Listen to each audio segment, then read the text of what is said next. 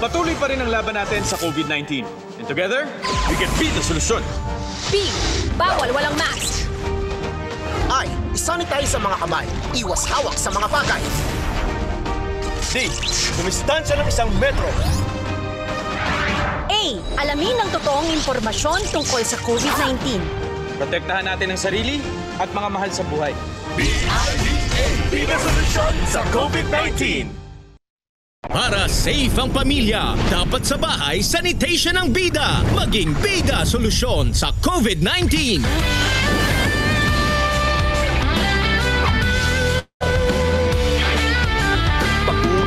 Uwi sa bahay, bawal yakap at kiss. Maligo-ligo muna from head and shoulders to feet. At ang damit na yung ginamit. Detergent with bleach dapat para ang germs di kumapit sa kids. Maging malinis-linis araw-araw para safe si lolo't lola, ate at kuya. Maging malinis-linis araw-araw para you can be the solusyon. Sa kusina ay hugasan agad ang mga plato.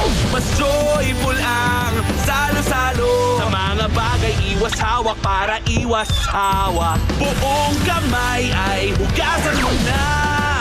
Bawal ang walang mask. Isanitize ang kamay. Dumistansya 1 metro. Alamin ang totoo.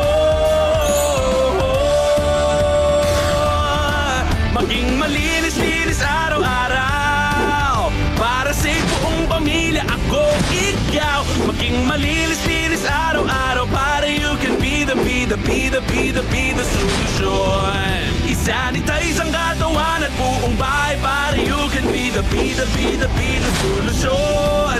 Simula sa bahay, maging malinis, 'cause together we can all be the bida. Bida solusyon.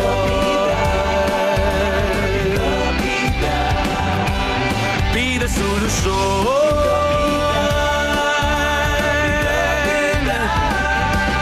Bida solusyon.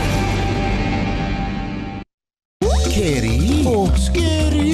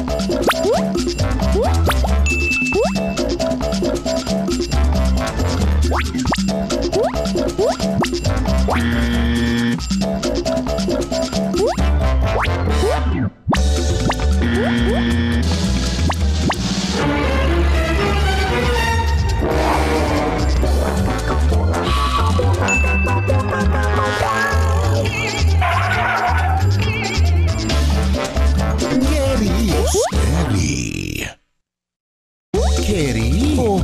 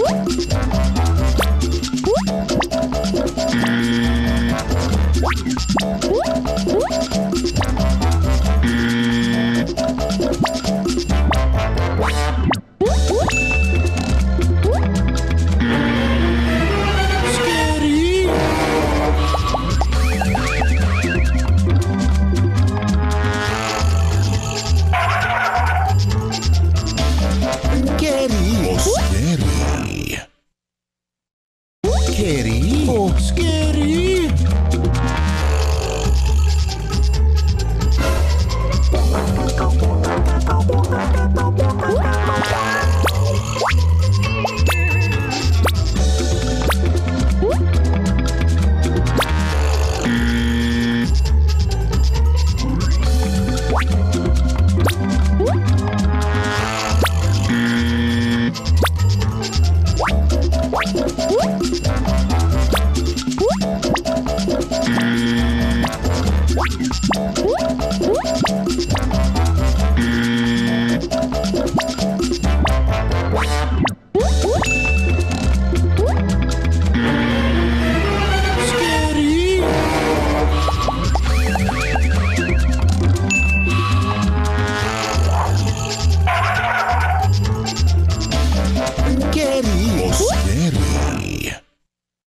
Para safe ang pamilya, dapat sa bahay sanitation ang bida. Maging bida solusyon sa COVID-19.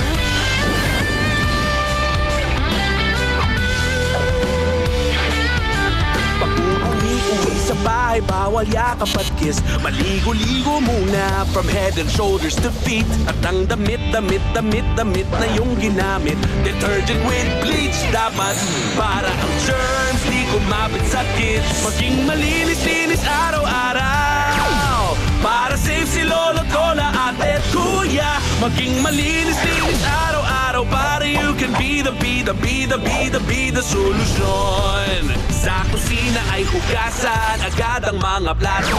Mas joyful ang salo-salo. Sa mga bagay iwas hawak para iwas hawak. Buong kamay ay hugasan mo na.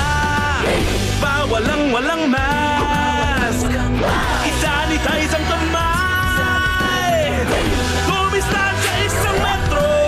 Alamin ang totoo. Maging malinis-linis araw-araw para sa buong pamilya, ako, ikaw. Maging malinis-linis araw-araw para you can be the solusyon. Isanitize ang katawan at buong bahay para you can be the solusyon. Simula sa bahay, maging malinis, 'cause together we can all be the solusyon. Be the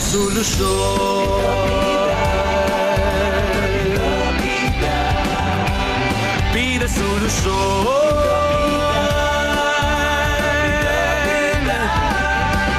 Be the solusyon.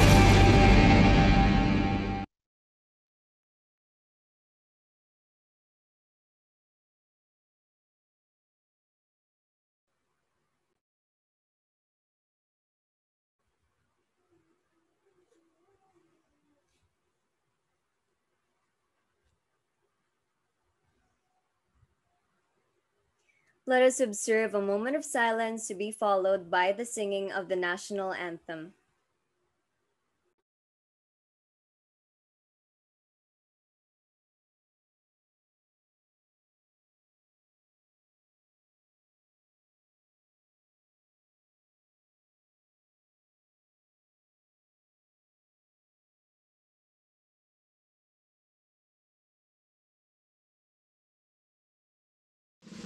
mga kababayan, ang pambansang awit ng Pilipinas.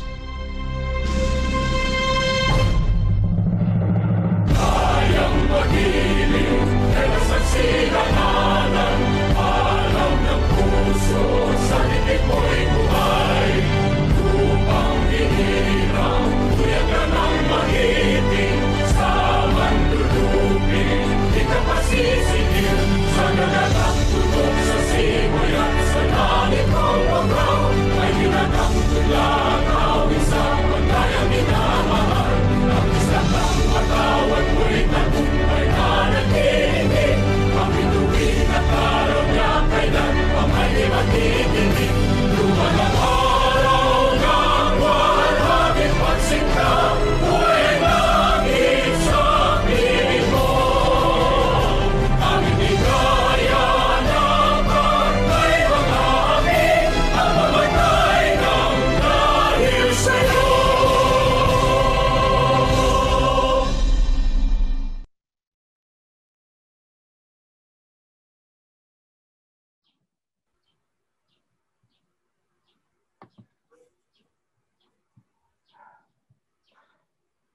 Good morning to our colleagues and stakeholders. Welcome to the first session of our webinar series, HTA 101, Moving Together Towards Universal Healthcare.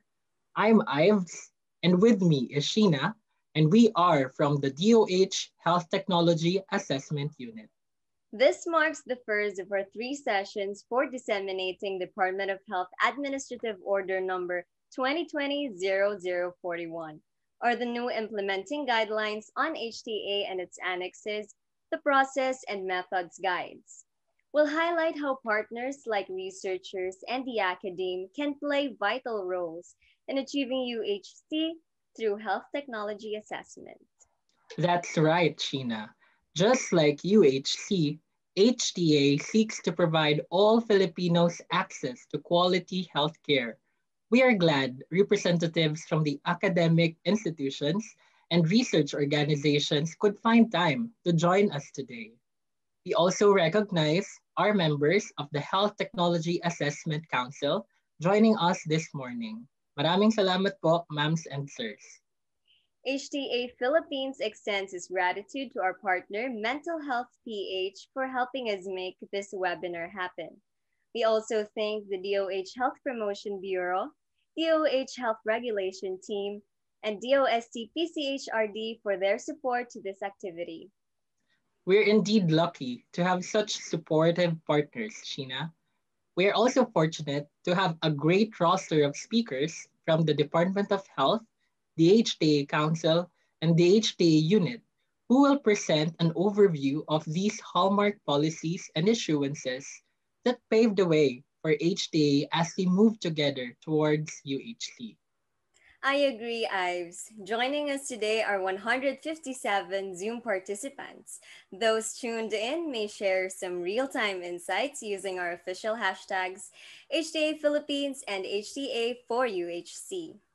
Well, I hope everyone stays tuned in today because we will give out certificates of attendance at the end of this webinar.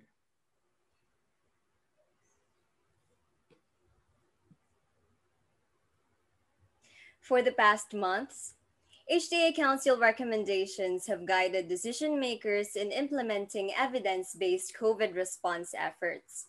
HTA Council Chair Dr. Marita Reyes spent much of her professional life in medical pedagogy, specializing in biochemistry and genetics.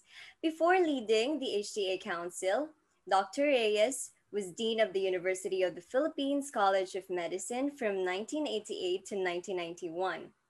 UP Faculty Regent in 2001, and the Chancellor of UP Manila from 2002 to 2005.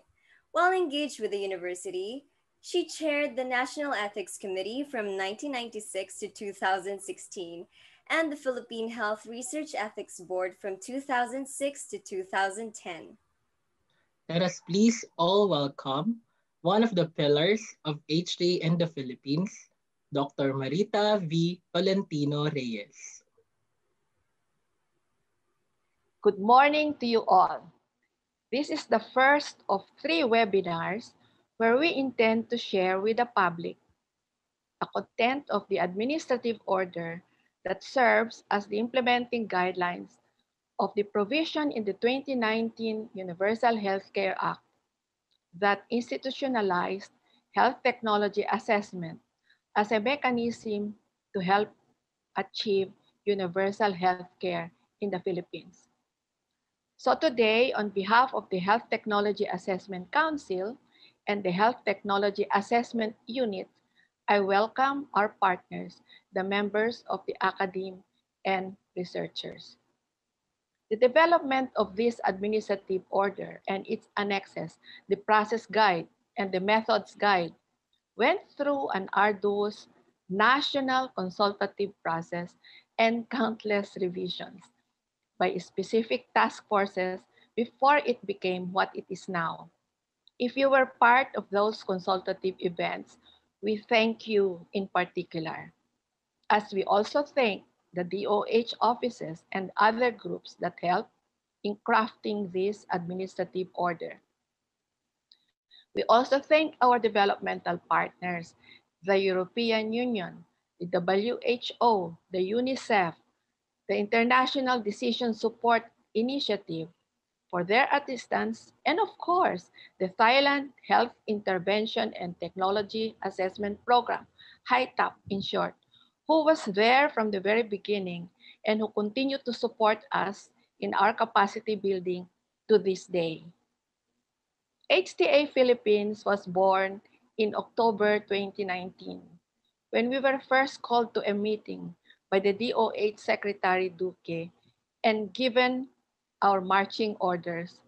We were oriented with the nature of HTA work and estimated that the Council will probably have to meet quarterly or at most once a month.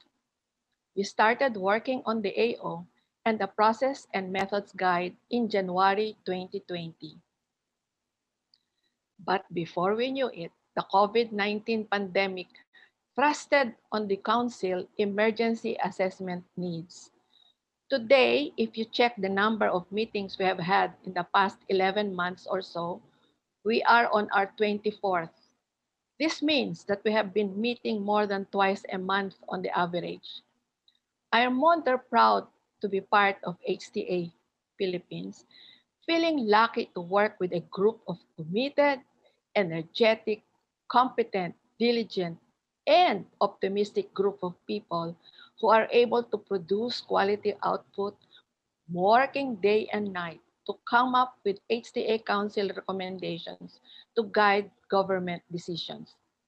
Because of the pandemic, the HTA process was tested by fire.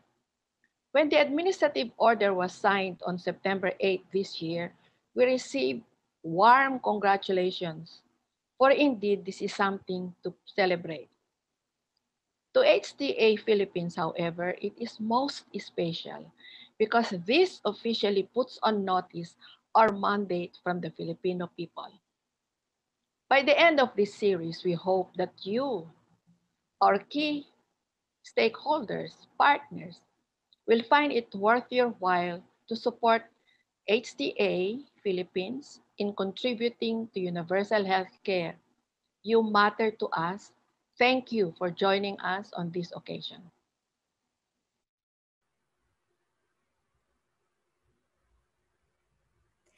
Thank you for your message, Dr. Marita. Your remarks indeed say a lot about your experience with HTA Philippines. Let us also take this time to acknowledge our participants this morning. I agree, Sheena. Here with us today are offices and institutions from the public and the private sector. It is nice to see the number of people interested in HTA and how it contributes to UHC. And what better way to hear this from the HTA unit head? Everyone, Dr. Ana Melissa Guerrero. Good day to all of our attendees. My task for this morning is to preview a brief overview of HTA in the Philippines. So let's cover the basics first. As formally defined, health technologies refer to any interventions used to promote health, to prevent, diagnose, and treat diseases, or to provide rehabilitation to patients and organize healthcare delivery in order to improve both individual and population health. Health technologies are therefore pervasive and found practically anywhere we are delivering healthcare. Some examples of health technologies include drugs, devices, procedures, and organizational systems used in our healthcare system. Next, we go to the formal definition of health technology assessment. In the UHC law, we adopted the internationally accepted definition of HTA, which is the systematic evaluation of the properties, effects, or impact of health technologies, looking at their intended and unintended consequences. This definition has been recently updated by INATA, or the International Network of Health Technology Assessment Agencies, to include the environmental impacts of health technologies apart from the other traditional aspects, such as the clinical effectiveness and safety, economic implications, as well as the ethical, social, cultural, legal, and organizational aspects. It was also emphasized in the new definition that HTA can be applied at different points in the life cycle of a health technology. Hence, HTA can be performed during pre-market, during market approval, or post-marketing assessment investment decisions of a particular health technology. Thus, when we think about HTA, we deal with various dimensions of health technology or intervention. First, we look at the clinical dimension, the safety, efficacy, real-world effectiveness, and indications of use of health technologies. Next, we also consider the economic dimension. This deals with the cost effectiveness, the efficiency, and budgetary implications. We also look at organizational implications, which involve the accessibility of health technologies by populations and patients, the requirement for staff and staff training, and even the potential impact of health technologies on how we organize systems of delivery of healthcare services. Finally, we also consider patient-related outcomes. So this includes patient values and preferences, the social acceptability of health interventions, their ethical implications, also the fairness of allocation, and the impacts of a health technology, not just to the patient, but to their family and caregivers and the wider population. In the Philippines, there are various organizations involved in the regulation and standards development of health technologies, which include HTA. Of course, we have the FDA Philippines, which issues marketing authorization for medical products deemed to be safe, efficacious, and of good quality. These include a wide scope covering devices, drugs, cosmetics, food, and even tobacco-related products. Meanwhile, at the DOH, we have the Pharmaceutical Division tasked to implement the National Medicines Policy, and this includes managing the Philippine National Formulary System, which was established in the early 1990s. In the PNF, we consider not just the safety and efficacy of drugs, but also consider the cost and efficiency, as well as the health system implications of adopting new drugs as part of the public health system. In 1999, PhilHealth created the first HTA committee, which expanded the scope of HTA beyond drugs. The first HTA committee began looking at medical and surgical procedures and clinical guidelines as part of healthcare quality improvement, and also to ensure the efficient and sustainable financing of the National Health Insurance Program. However, sometime in 2011, the HTA committee was dissolved. It is important to note that since that time, before we had the UHC law, there was really no structured and well-coordinated HTA framework for healthcare interventions beyond drugs. In 2012, we created the new Formulary Executive Council and introduced some reforms in the methods and process of including new drugs in the Philippine National Formulary, because these are to be paid for using public funds. We started to incorporate formal methods of cost effectiveness or economic evaluations, working with various development partners like UK NICE International, the WHO, and the Thailand Health Intervention and Technology Assessment Program. At present, apart from the current COVID-19 pandemic, which is currently straining the capacity and sustainability of the public health system, there are also many health priorities that compete and demand for resources. In recent years, for example, many benefit packages were introduced by PhilHealth. and many health laws were passed with mandates to infuse new funds or expand health benefit packages for various diseases. Some examples are the Mental Health Law, the Orphan Disease Law, the Cancer Act, the HIV/AIDS Law, and the first 1,000 days for maternal and child health conditions. Which of these diseases should then go first in our priority for funding? Who among the patients with special needs should receive health benefits ahead of the others? These questions make HTA all the more important because it ensures a fair and transparent process of resource allocation toward those with the greatest need and capacity to benefit from good quality and affordable health interventions. As most of us know, universal healthcare is a system that provides people access to quality medical services. And in the Philippines, the Universal Healthcare Act helps the government efficiently allocate limited resources towards health interventions and services that have good clinical value. Therefore, universal healthcare and HTA go hand in hand so that our nation can chart the course towards evidence-based healthcare, because these can help achieve our goal of an equitable, sustainable, and high-quality healthcare system. Let's now review what the UHC Act means for health technology assessment. First, HTA was institutionalized to set priorities and guide coverage decisions of DOH and PhilHealth. Second, we now have the HTA Council overseeing the assessments, and this was created and we are now supported by a secretariat and a unit with evidence generation and policy capacity.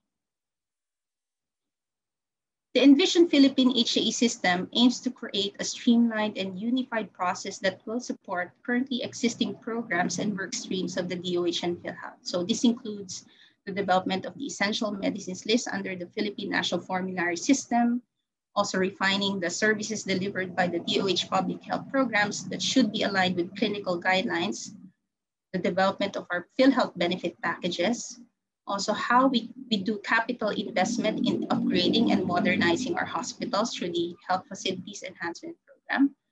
HTA is also important as an input to the work stream of the current price negotiation board. As a whole, we see that the HTA supports the health system through priority setting, building transparency and accountability in the processes, and ensuring better resource allocation, and also a transparent price negotiation process. Of course, HTA needs our joint effort, whether we are healthcare providers, policy and decision makers, patients or caregivers, scientists or researchers, and producers and manufacturers of health technologies, or perhaps if we are part of civil society groups and the wider Filipino public. We envision HTA in the Philippines to be able to achieve this in the future through continuous capacity building of our Health Technology Assessment Council, our assessors, our academic partners, and all actors in the healthcare system. There are various activities now currently happening in the improvement of our processes and methods, such as the development of rapid reviews and the conduct of economic evaluations, and also the development of the Philippine Reference Cost for Economic Evaluation. We would also like to encourage everyone to participate in the improvement of our methodological guidelines, particularly for other types of health technologies where we are planning to develop more explicit standards. So these include devices, traditional medicine, complex public health interventions, and priority therapeutics such as cancer and orphan drugs. This is the reason why we formulated these guidance documents, and you can now see and appreciate these documents in our website, so everyone can understand the avenues for participation.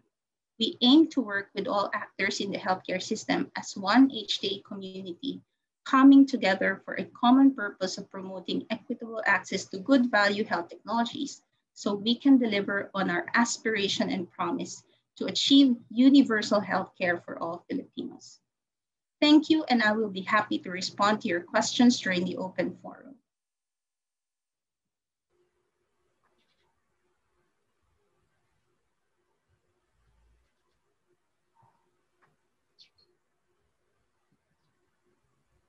Thank you very much, Dr. Melissa, for your talk. The path towards UHC may be filled with challenges, but our collective efforts move us a step closer to achieving quality healthcare for all. To show us where the HTA fits in the bigger picture, it is with much pride that we present to the public the signed Administrative Order number 2020-0041.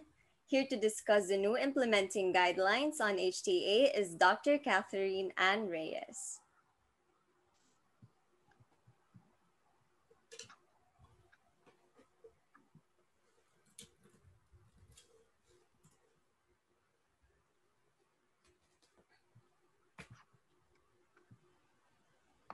Dr. Catherine Ann Reyes is the Associate Dean for Research and Assistant Professor of Health Policy at the UP Manila College of Public Health.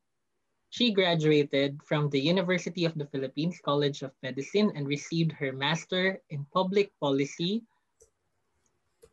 from the Lee Kuan Yew School of Public Policy at the National University of Singapore. She is a health policy researcher for various engagements, advising the government in the areas of health financing, governance, regulation, and health policy and systems research, or HBSR.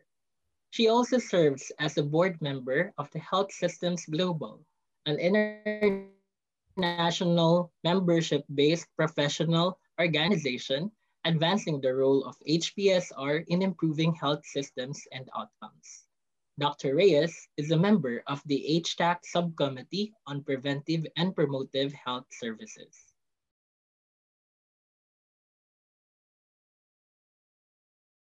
A pleasant morning to all of you.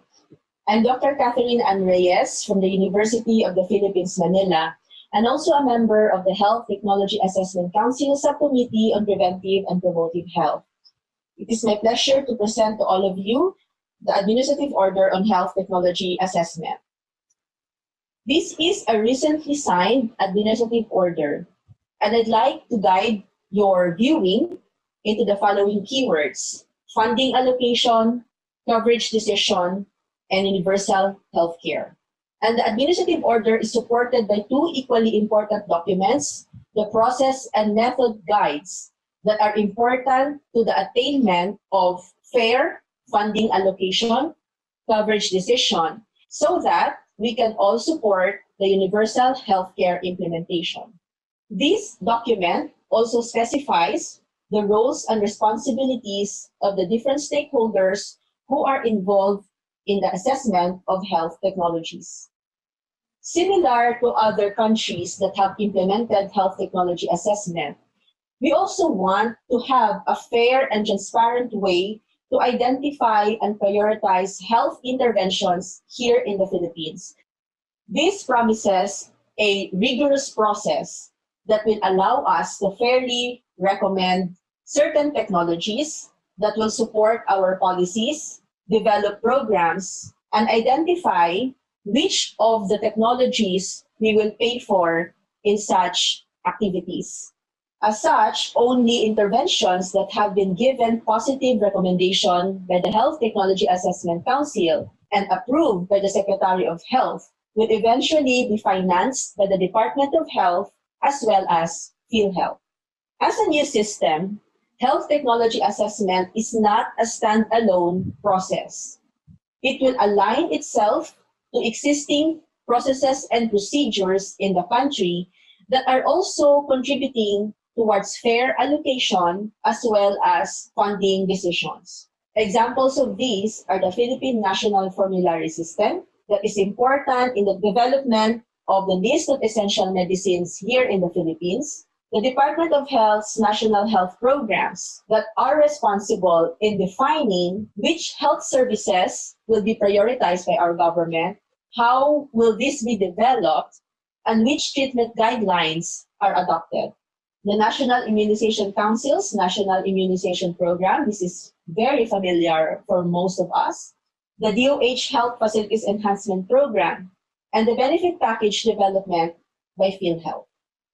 As a rigorous process, it is very important that health technology assessment is explicit in defining which criteria will guide its recommendation.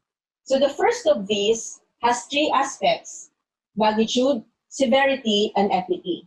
Magnitude is about the number of people that are affected by a health problem. Severity, on the other hand, is the health loss of an individual experience from a disease, death, handicap, disability, or pain. While equity considers how a certain condition can affect the poorest and the most vulnerable population.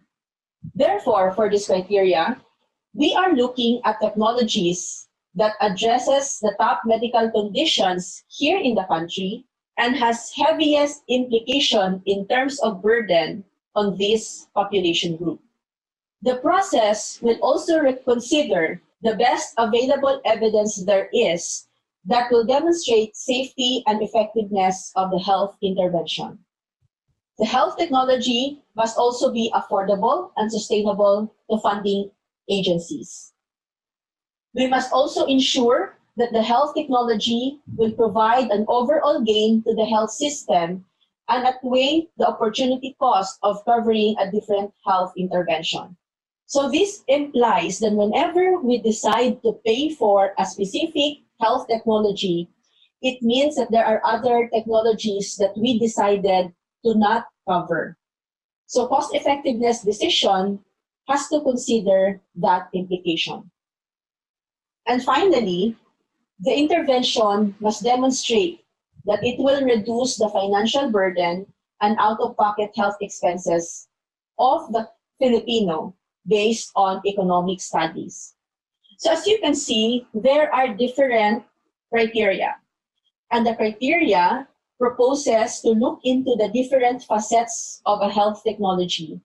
And also, by using multiple criteria, the process aims to reflect the different perspectives of assessment of stakeholders, as well as the different possible implications of a technology to our population and to the health system.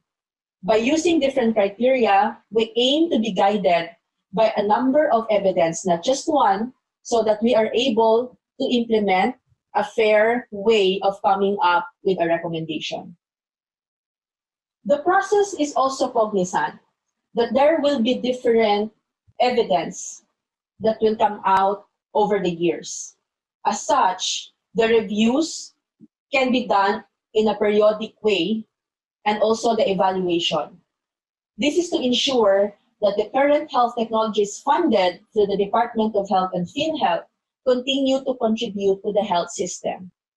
So no recommendation is absolute and final throughout the years.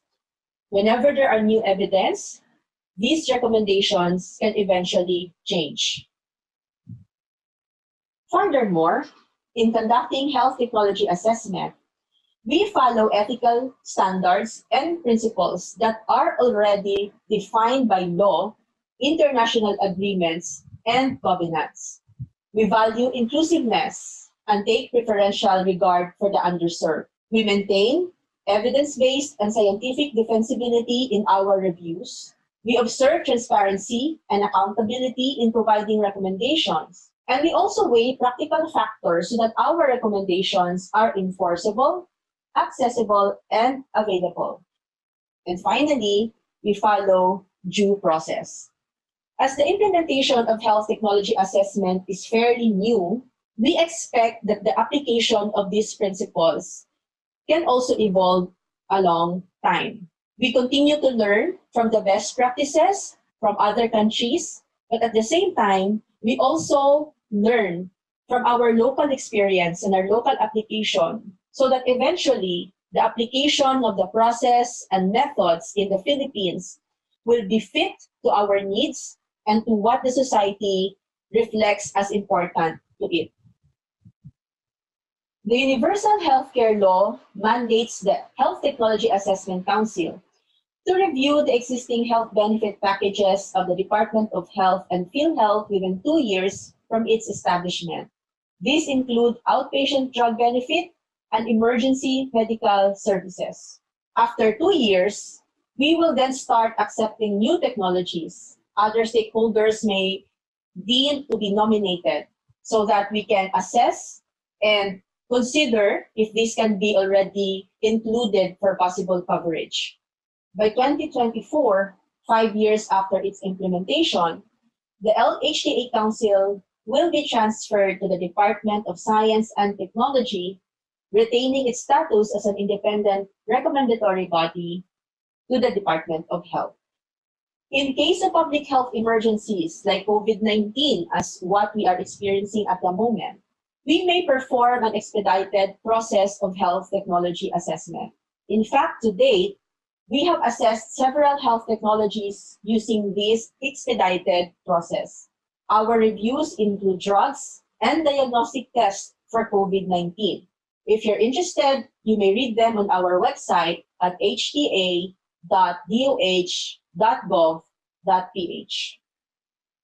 The Administrative Order defines a public health emergency as the imminent threat of illness caused by bioterrorism, infectious substances, natural disasters, and chemical, nuclear, or radioactive attacks.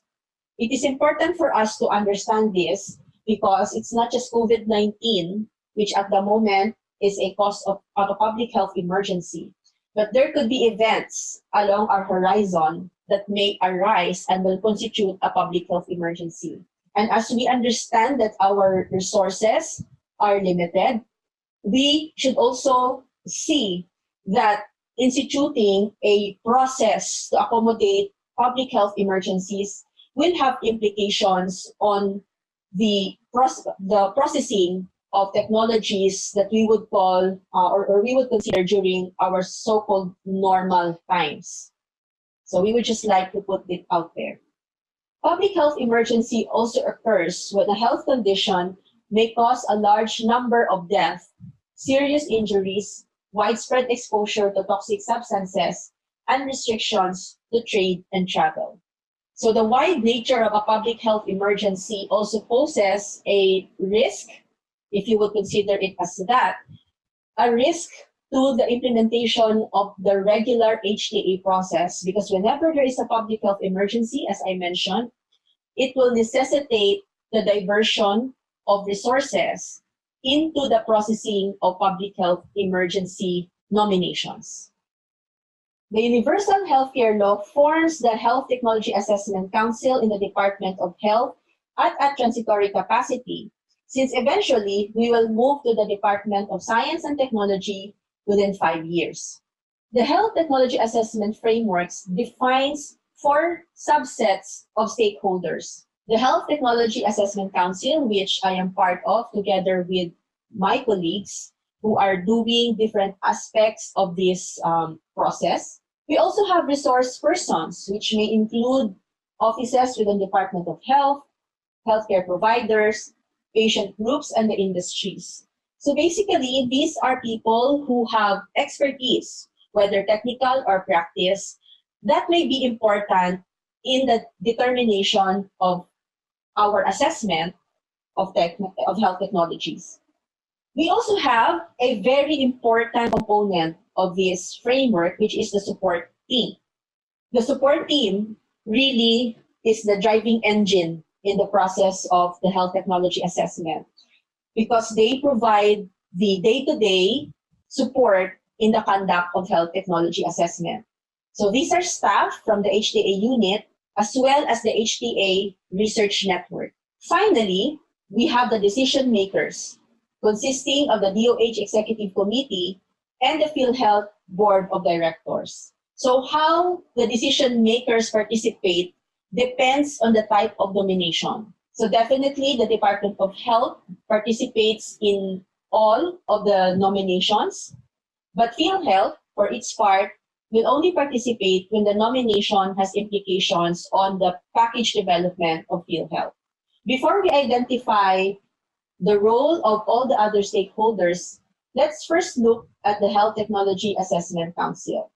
The Health Technology Assessment Council is made up of 1 core committee and 7 subcommittees that correspond to the different health technologies mentioned in the UHC law. 9 members specializing in different fields comprise the core committee. They develop and submit final recommendations to policy and decision makers based on subcommittee level evidence reviews. The 9 voting members include an ethics practitioner, a public health epidemiologist, a health economist, a citizens representative, a sociologist, a clinical trial or research methods expert, a clinical epidemiologist or evidence-based medicine expert, a medical legal expert, and a public health expert. Ethics practitioner Dr. Marita Tolentino Reyes chairs the current core committee. Meanwhile, the subcommittees comprise 1 to 3 members, including their elected chairperson. The HTA Council subcommittees perform initial topic prioritization, supervise the assessment teams, and conduct initial appraisal and development of recommendations. The HTA Unit supports the HTA Council and comprises the Technical Secretariat and the Planning, Policy, and Evaluation teams. The Technical Secretariat leads communications to support the duties of the Council, and the Policy, Planning, and Evaluation team conducts the assessment. The HTA Process Guide presents specific roles of both teams. Moving on, we may consult technical resource persons with expertise in our evaluation. These include non-voting relevant experts or representatives, resource persons from the Department of Health, PhilHealth, Food and Drug Administration, PITAC, patient groups and clinical medicine, or experts from the private sector and healthcare providers. When tapping resource persons for health technology assessment, we require them to note conflicts of interest to maintain objectivity. And by the way, the implication of conflicts of interest is not just applied to our experts, but also applied to all members of the Health Technology Council for every meeting or discussion or assessment that we participate in. The Health Technology Assessment Research Network is a very important component of this framework. They are able to expand our capacity to conduct assessments, and this will be further discussed later on by the Executive Director of the PCHRD DOST, Dr. Jaime Montoya. Let me now discuss the roles and responsibilities of different stakeholders within the Health Technology Assessment Framework. The Secretary of Health decides which health technologies the government will fund, while the PhilHealth Board of Directors decide which health technologies to include in benefit packages. Only health technologies with positive recommendation from the HTAC are eligible for coverage and funding.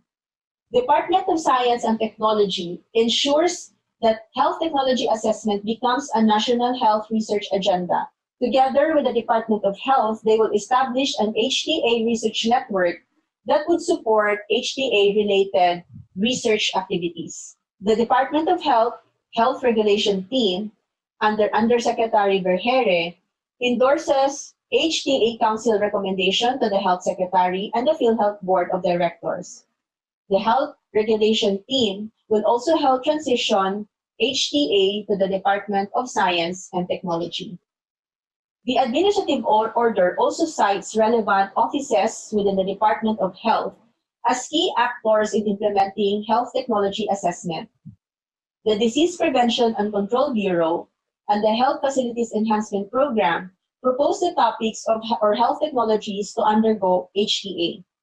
They also provide the HTA Unit with data and other key information that are important in preparing the recommendation.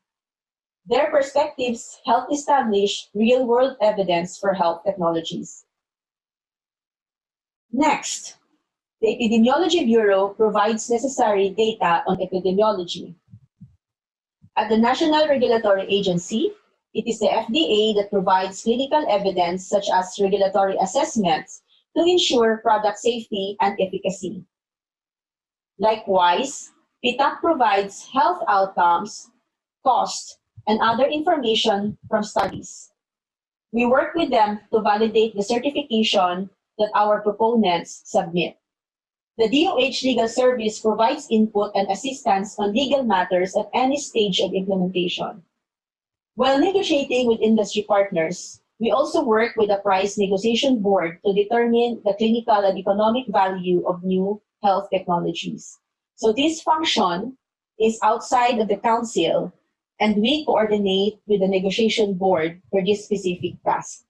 Meanwhile, the Health Policy Development and Planning Bureau checks budget proposals related to health services to make sure they've gone through health technology assessment.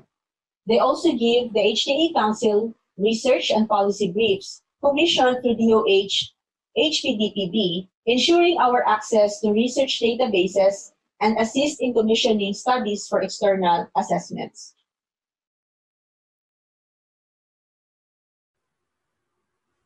Thank you, Dr. Kathy, for walking us through the AO. To all participants, if you have any questions, please do not hesitate to type them in the Zoom chat. We will make sure to note and address them in our Q&A session later. Remember to include your affiliation. Feel free to use to share this webinar to your colleagues and friends using the official hashtags HTA Philippines and HTA for UHC. The signed administrative order paves the policy framework for implementing HTA in the country. Considering how the industry considers to develop several health continues to develop several health. We hope to establish meaningful partnerships in conducting assessments through the HTA Research Network. So our next presenter is an infectious disease specialist with a Master of Science degree and diploma in clinical tropical medicine from the London School of Hygiene and Tropical Medicine, University of London, UK. He is certified by the Royal College of Physicians, London, UK, the Philippine Board of Internal Medicine, and the Philippine Board of Microbiology and Infectious Diseases. He obtained his MSc in Bioethics and medical degree from the University of the Philippines, Manila College of Medicine, and PhD in medicine from the Juntendo University Graduate School of Medicine, Tokyo, Japan. He is also a fellow of the Philippine College of Physicians, the Philippine Society of Microbiology and Infectious Diseases, and the American College of Physicians.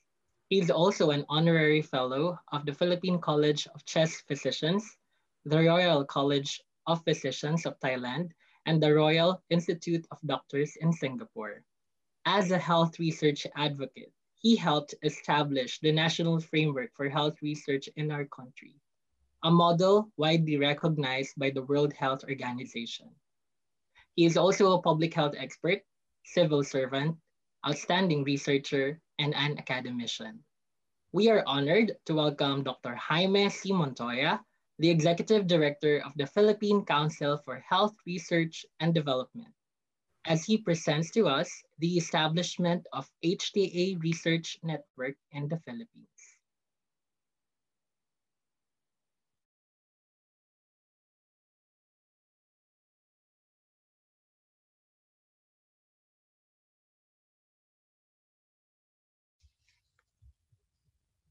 Good morning, everyone.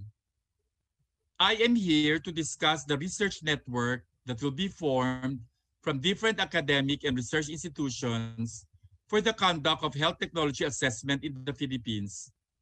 In this session, I aim to discuss the roles and partnerships between the DOST and the Health Technology Assessment Philippines, describe the governance structure of HTA research networks and their mechanisms for support and engagement among national and regional health systems, and discuss the timeline of the development of HTA research networks. A 2016 WHO study on health research networks revealed key enabling factors in effective and sustainable research networks. These include shared goals in effective and sustainable research networks and its members, clear governance structures, sustained resources, which include infrastructure, human and financial resources, and effective communications within and beyond the network. We plan on using this as a guide to effectively roll out the HTA Research Network. The DOST, Philippine Council for Health Research and Development, and HTA Philippines formed a partnership envisioning an HTA research network that involves collaboration across research institutions. Together, we aim to conduct capacity and platform building for regular HTA activities and to develop a mechanism for implementing HTA efficiently through the HTA Research Network.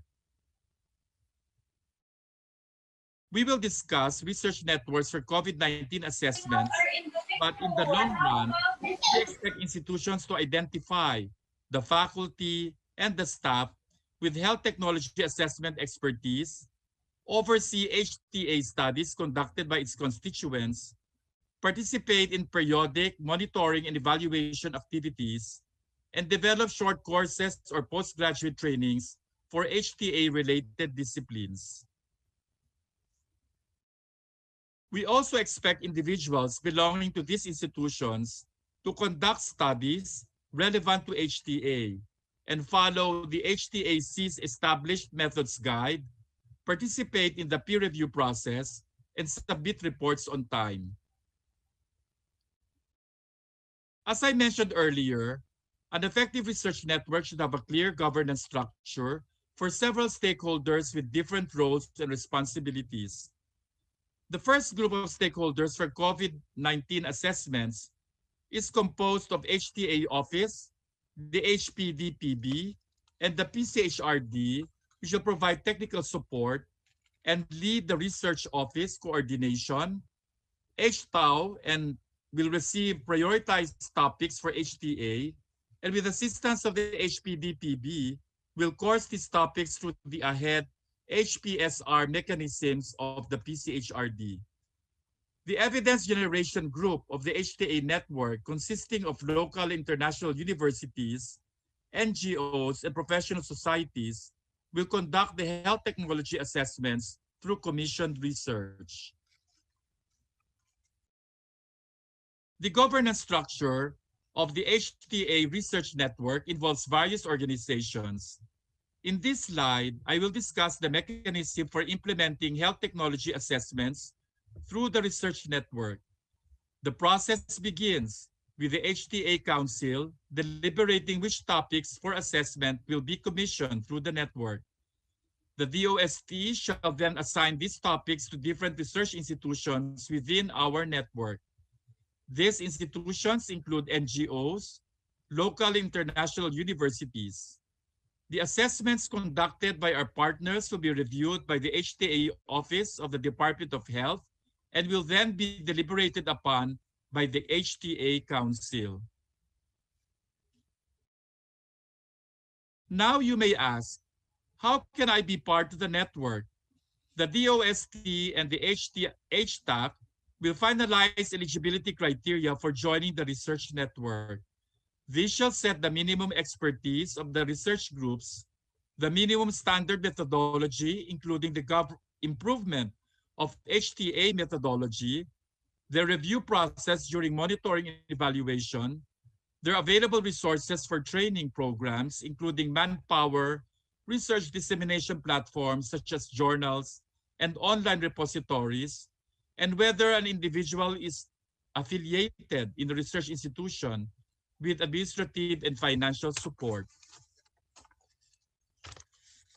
We are currently looking at two potential ways to build the HTA research network. One would be a direct call to pre-selected institutions that have historically been working with AHEAD HSPR. The other method would consist of an open call wherein a list of health technologies for research will be posted, and institutions may signify their interest in conducting the assessment through an LOI. Currently, we have allotted 10 million pesos from the Bayanihan 2 Act for commissioning COVID-19 priority topics, which will be deliberated by the HTAP. This budget will be managed by the AHEAD HSPR program. We hope to tap research institutions, that have previously worked with to conduct assessments on COVID-19 topics. I wish to emphasize that we will eventually have an open call for all capable research institutions in conducting HTA-based studies on HTAC's topic priority list. Assessments on COVID-19 topics produced will then follow the general mechanism of the research network, which is quality assurance by the HTAO and HPDPB, and deliberation and approval by the HTAC. We will conduct training and seminars to increase the capacity and expand the expertise of our network. The plans include organizing core trainers from HTAC, HTAO, local experts, and international partners such as Thailand Health Intervention and Technology Program, or HITAP, and the UK Institute for Health and Care Excellence, or NICE, and the UK NICE. Eventually, we will develop a postgraduate training program to enhance the HTA disciplines in the country. Currently, the HTA Philippines website for all completed assessments. This will also serve as a repository of the externally commissioned research that will be made accessible to the public. One of the first activities of the partnership is to form the research network for the rapid assessment of health technologies for the national COVID-19 response. We will launch the COVID-19 research program this December, where we will call for research institutions such as yourselves that we can engage in for the assessment of different COVID-19 priority topics. In January, we will orient our partners on the COVID-19 research activity so that during the first quarter of 2021, you can fulfill the requirements to join the research network and conduct the assessments on COVID-19 topics. Take note that we will follow the process of the AHEAD HSPR program, which will also develop the terms of reference for the commissioning of COVID-19 health technology assessments. By March 2021, we will award contracts and assign topics to our research partners so assessments can begin. The timeline was set for completing assessments of single health technologies in 2 weeks. For complex health technologies, however, it might take 2 months to complete. This partnership will be our jump-off point towards formalizing our HTA's research network. Being a member of the research network will be valuable to your institution in many ways, such as expansion of the faculty development program, broadened research portfolio, recognition as a significant contributor to the attainment of universal health care, both at the national and regional levels, and better appreciation of institutional relevance in national development, among others. From the experience of DOST, the key factors and activities needed in successfully organizing an HTA research network are the following. First, common interest goals and priority agenda. Example is the development of regional unified health research agenda, wherein regional agenda were consolidated and recognized as common interest among regional stakeholders. Key stakeholders and champions, both at an individual and institutional level. Importance of key individuals and champions that will drive the operationalization and implementation of network activities. Aligned mandates and thrusts of the institutions. Another important factor in a successful network includes the alignment of mandates and thrusts, where institutions with limited resources can have a collective effort of achieving their mandates, while at the same time contributing towards regional and national development. Established governance, transparency, and oversight mechanisms. Governance and oversight are important to ensure smooth implementation and speedy resolution of concerns among the stakeholders in the network. Established information exchange platforms and regular information sharing activities. Open communication and sharing of activities within the network will ensure each stakeholder are informed and can contribute to each other's participation and success. Example of this is the conduct of the annual PNHRS Week celebration, where all regions are gathered on location for exchange of best practices. Continuing support and capacity building activities.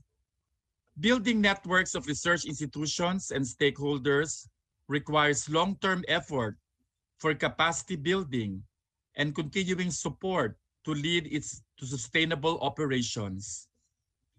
And last but not the least, incentives, recognitions, and awards for performing institutions. This is very important on recognizing the institutions and the network's efforts on driving and moving forward the network activities in attaining national goals. Example of awards include the Best Mentor Awards and the Best Performing or Most Active Regional Consortia given during the PNHRS Week celebrations annually.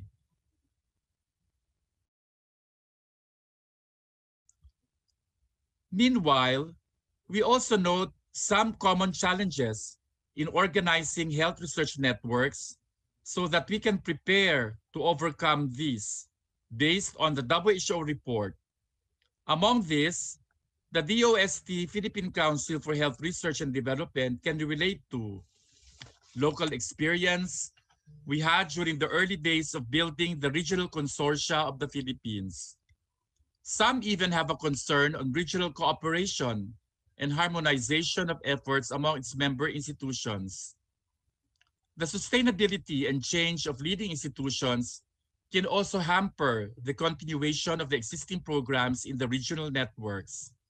Aside from this, the weak or lack of champions at the network can lead to disparity of focus among members, and this is what we want to build.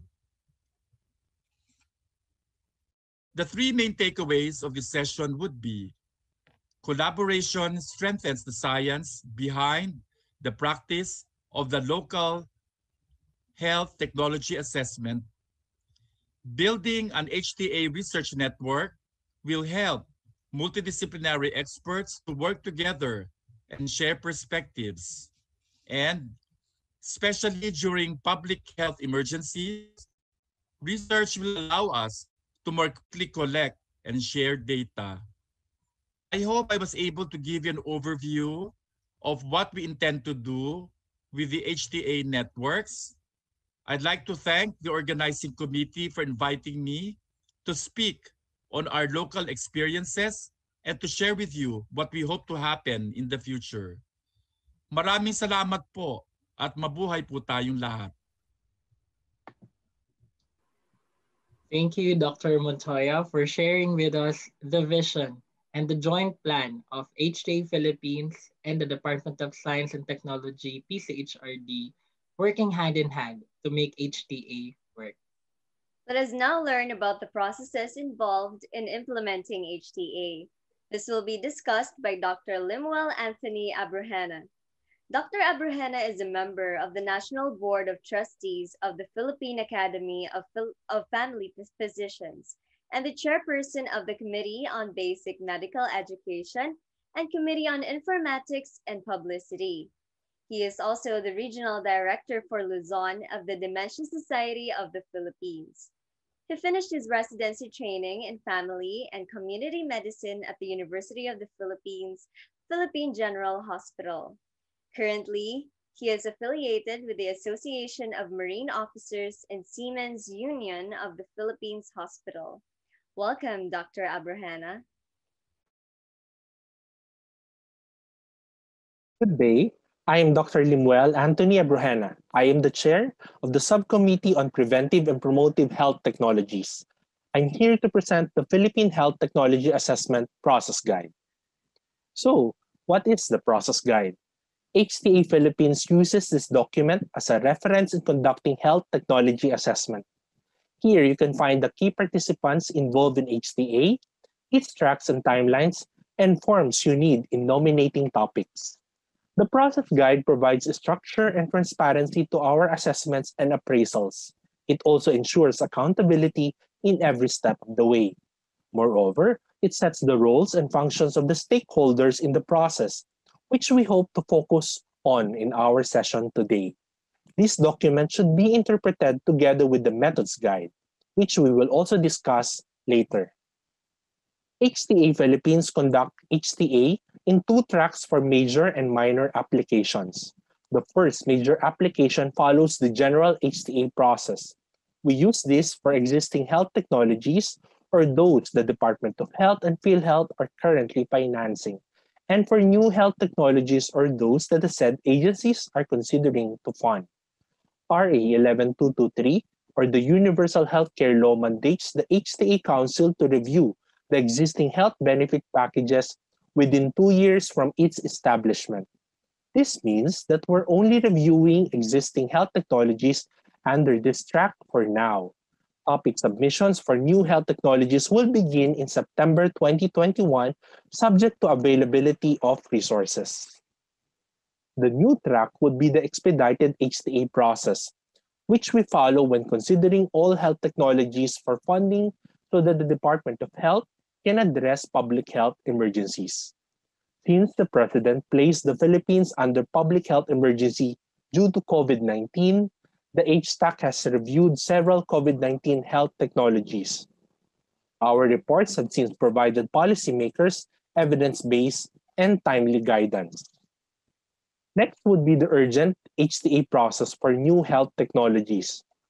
This includes DOH and PhilHealth priorities, but do not necessarily occur during public health emergencies. Our minor track includes minor applications for drugs already listed in the Philippine National Formulary, which are applying for additional strength, additional or change in packaging, and additional pack size or volume of the drug. The HTA Council will follow the prescribed process of the old Philippine National Formulary system for this track. The process guide also explains your roles as stakeholders in the HTA process. Here's a preview of the steps where you can participate. We will discuss these as we go further. All tracks except for minor applications follow the same steps but differ in timelines. We'll focus on the timelines of the general and expedited HTA processes. As you can see, the general HTA process takes up to 128 weeks from topic nomination to dissemination, while the expedited process only takes up to 16 weeks. Let's discuss in detail the general HTA process. Here are the steps from topic nomination to dissemination. The general HTA process starts with topic nomination. From the name itself, this process allows the DOH, PhilHealth, and other stakeholders to submit topics to the HTA Council for technology appraisal. In fact, we encourage you to participate and submit complete documentary requirements for your health technology of interest. The HTA Unit Technical Secretariat manages the acceptance of potential topics and ensures compliance of documentary requirements. Please note that the Council will not process submissions with incomplete requirements. A master list of shortlisted topics is then submitted to the HTA Council. All existing and new technologies are accepted for topic nominations. You can find samples of the forms and the list of documentary requirements in the annexes of our process guide. To uphold our independence and integrity, we prohibit proponents from making unnecessary contact with the HTA Council and Unit unless we ask for their inputs. After the HTA Council receives the master list, they select topics through the standard prioritization criteria tool, which you may also find in one of the annexes of our process guide. After this, we post shortlisted topics on the HTA website for 2 weeks and send them out through email. Here you can appeal for non-shortlisted topics. We may receive appeals within 10 working days from posting and make decisions within 15 days upon receiving your documents. After that, the HTA Council invites stakeholders for a clarificatory meeting. Lastly, we post the final priority list of health technologies on the HTA website. Scoping and protocol development follows after prioritization. This defines the overall scope of technology assessment following the ST-PICO measures: population, intervention, comparators, outcomes, study design, and other considerations. Here, we aim to formulate the most appropriate policy question and make sure to include relevant considerations. For this step, the assessment team drafts a protocol and contacts experts from various sectors and industries. Ideally, we hope to receive feedback within 7 days. The resource persons submit this protocol to the HTAC subcommittees and core team for timeline setting and approval. The HTA Unit and the HTA Council subcommittees proceed to topic assessment and evidence appraisal to generate an initial recommendation. All stakeholders may send their comments, appeals, or requests for reconsiderations to HTA Council recommendations if new information may impact the decision. Submission of appeals, comments, and requirements for reconsideration are accepted by the HTA Unit Technical Secretariat within 10 working days from posting of the initial HTA Council recommendation. These appeals shall be decided on within 15 working days from receipt of the documents. Once we've finalized the HTA Council recommendations, we forward these to the Secretary of Health and PhilHealth for final decision-making. Drugs and vaccines approved in the recommendation shall reflect in the Philippine National Formulary. Lastly, the HTA Unit disseminates the recommendation through communication materials, policy briefs, and evidence summaries. We may also hold webinars to discuss them further. During public health emergencies like COVID-19, we need quick response and implementation measures. To address this, we designed the expedited HTA process.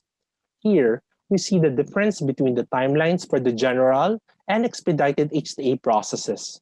We produce a rapid instead of a full review under an expedited process. We may see cuts in the process, but we adhere to systematic processes to ensure its quality.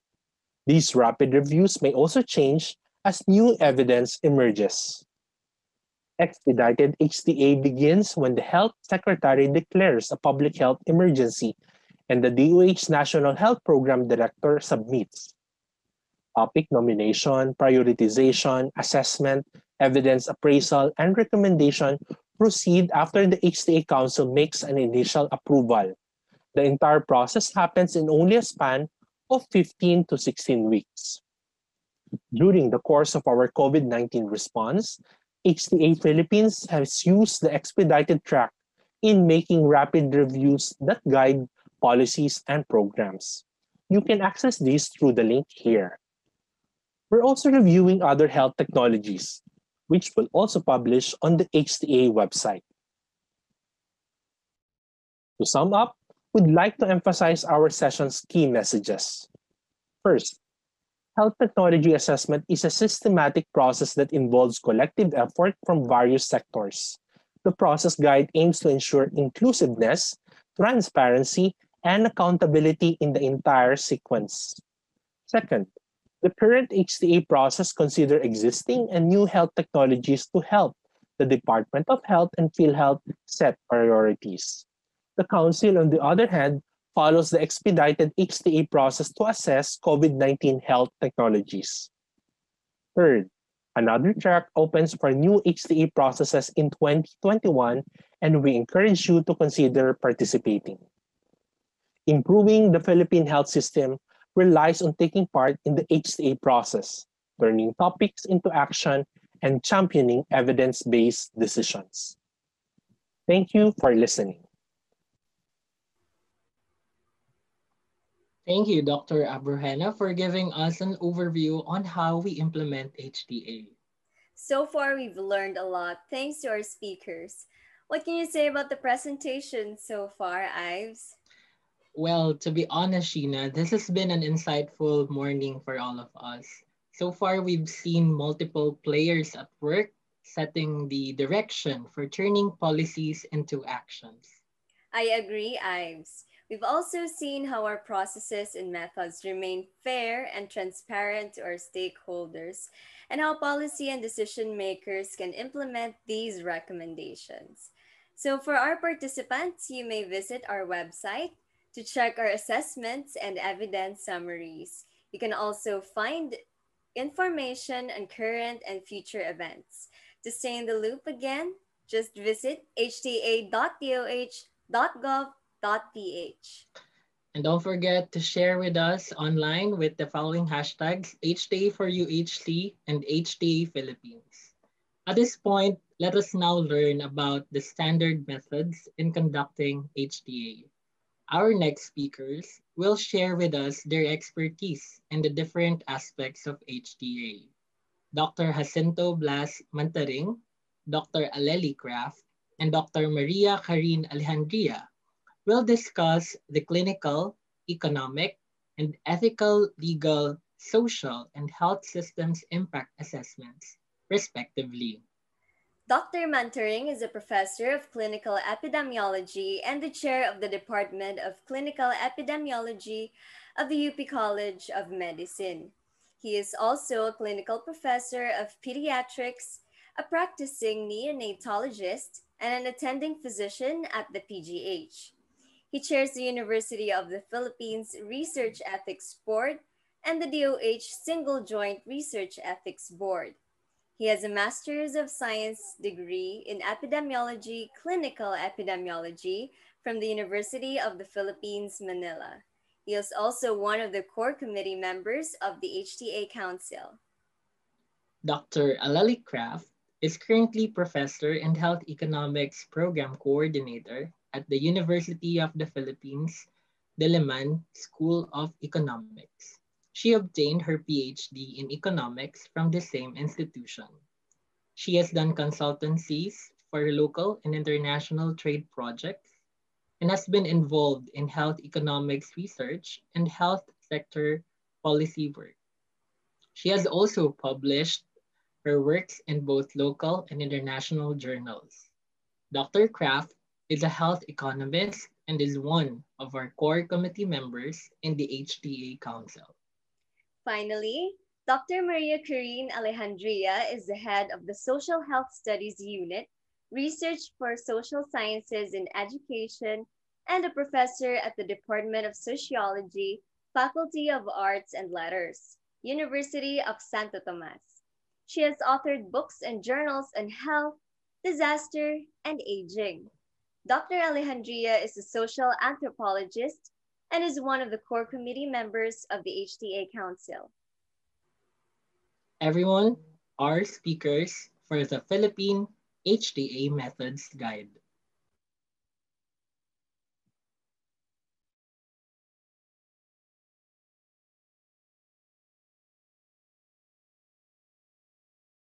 Good morning to our stakeholders. My name is Dr. Jojo Mantaring, and I am the clinical epidemiologist, evidence-based medicine person of the HTA Council. I'll discuss the overview of the Methods Guide and the HTA clinical assessment process. To start, the HTA Methods Guide is a document that provides broad guidelines to researchers when conducting health technology assessment. The reports produced will then inform coverage decisions of DOH and PhilHealth on health technologies. In the general HTA process, assessment starts at week 28, where the assessment team synthesizes evidence on clinical, economic, health system, ethical, legal, and social impacts of the health technology. The key participants in this process are the HTA Unit's internal assessment team and the HTA Research Network. Assessment follows two possible routes. The HTAU may either conduct critical appraisal of an assessment the proponent submitted, or conduct the HTA proper directly, or commission the HTA Research Network to do this. Now we'll discuss the basic assessment framework. The process starts with defining the policy question that will guide government coverage decisions on health technologies. After defining the policy question, we develop a research question. The research question should follow the PICOT format. PICOT, P stands for population, I, intervention, C, comparator, O, outcomes, and T, time frame.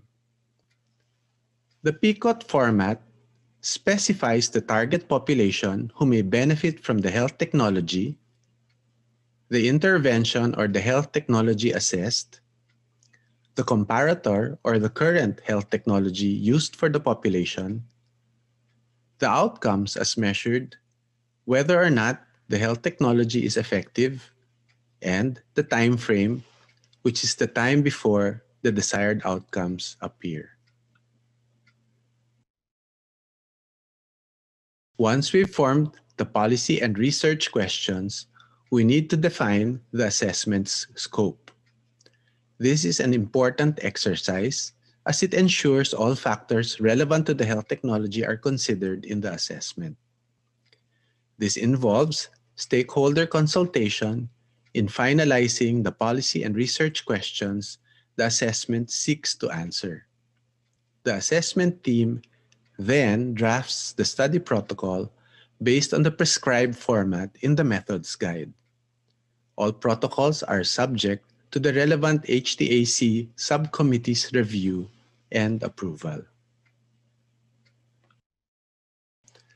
At the clinical assessment stage, the team finds and reviews all available evidence that answer our PICOT research question. If a recent systematic review or rapid review is available, we may instead conduct critical appraisal where we evaluate the quality of the research methods and reported results. You can find in the methods guide the recommended appraisal tools for the different study designs.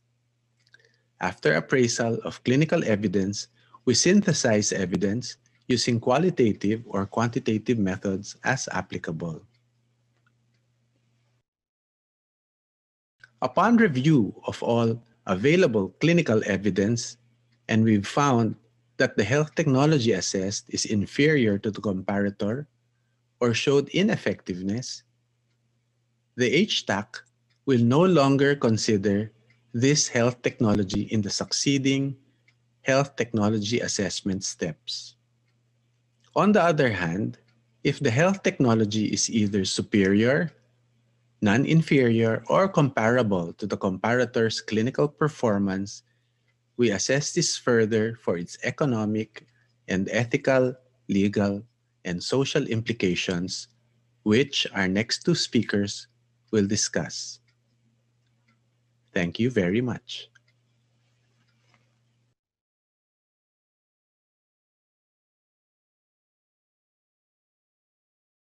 Good morning. My name is Aleli Kraft, and I'm a member of the HTA Core Committee. I will present part of the methods guide, in particular the economic assessment part. This presentation aims to give us an overview of the different types of economic evaluations, a brief background on budget impact analysis, and the Philippine reference case. This case will be used as a methodological basis in making economic assessments. As Dr. Montaring mentioned previously, when we deem that the clinical performance of a health technology is superior or at least comparable to the assigned comparator, the assessment team proceeds with conducting an economic assessment. We perform economic evaluations to determine whether or not the health technology gives our government good value for money. There are 4 types of economic evaluations. These include cost minimization analysis, cost utility analysis, cost effectiveness analysis, and cost benefit analysis.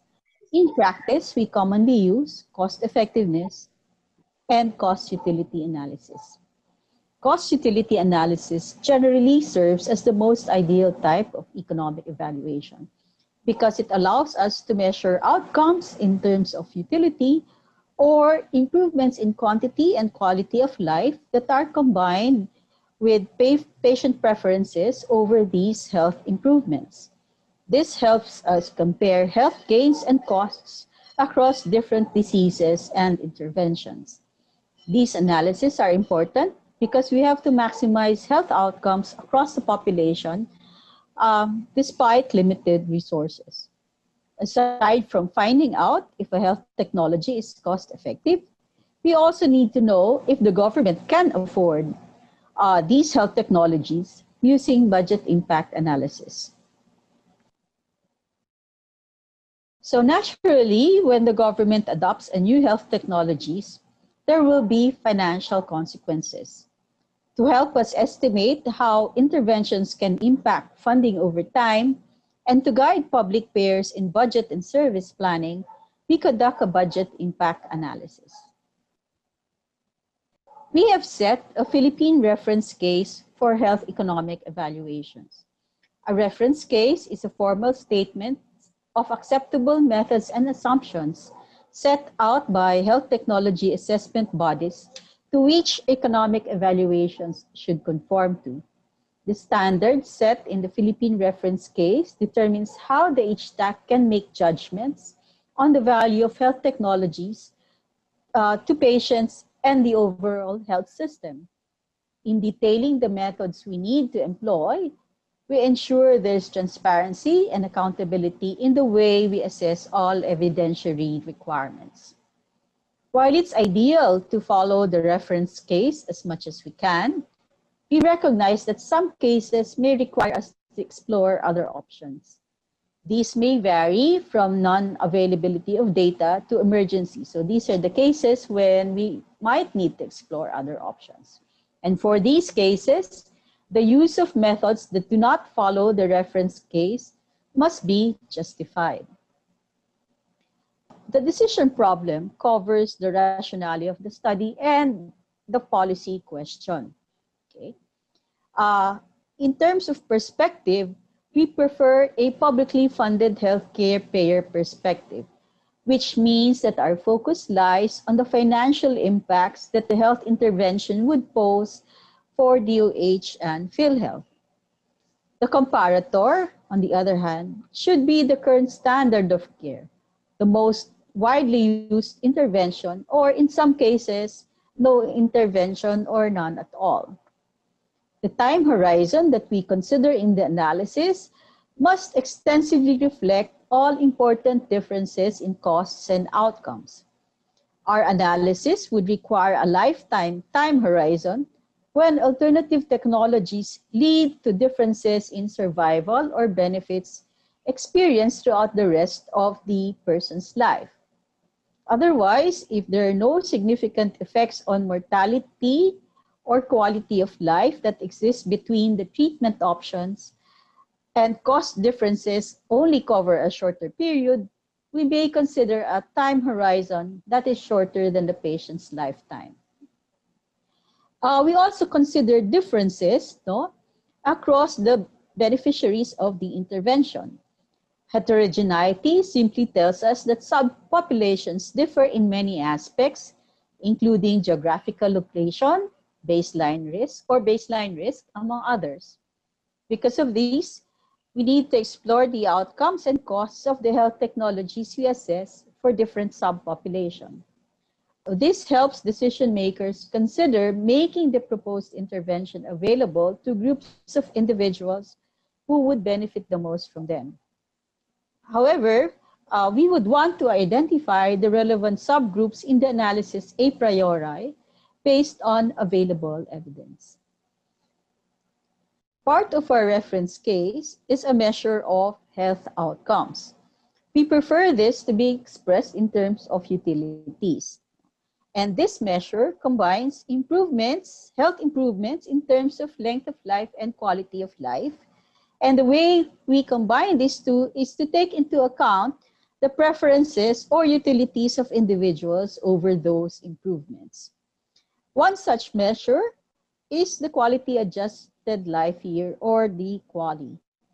As you see, it's simply the product of preferences for a health state and the number of years in that health state. So we combine the preferences of individuals for a health state to estimate a QALY. Now, we also use disability adjusted life years, no?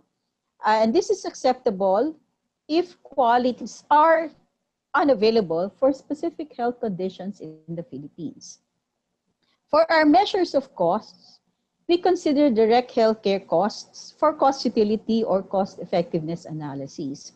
So direct healthcare costs are those that are shouldered by the health system. So these would include the procurement costs of the medical equipment and devices and the drugs, no, that are associated with that particular health technology that we are assessing.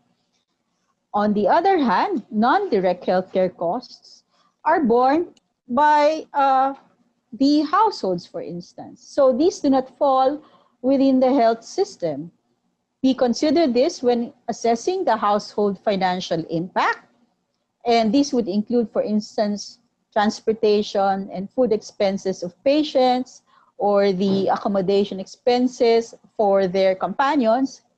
And these are usually paid out of their own pockets.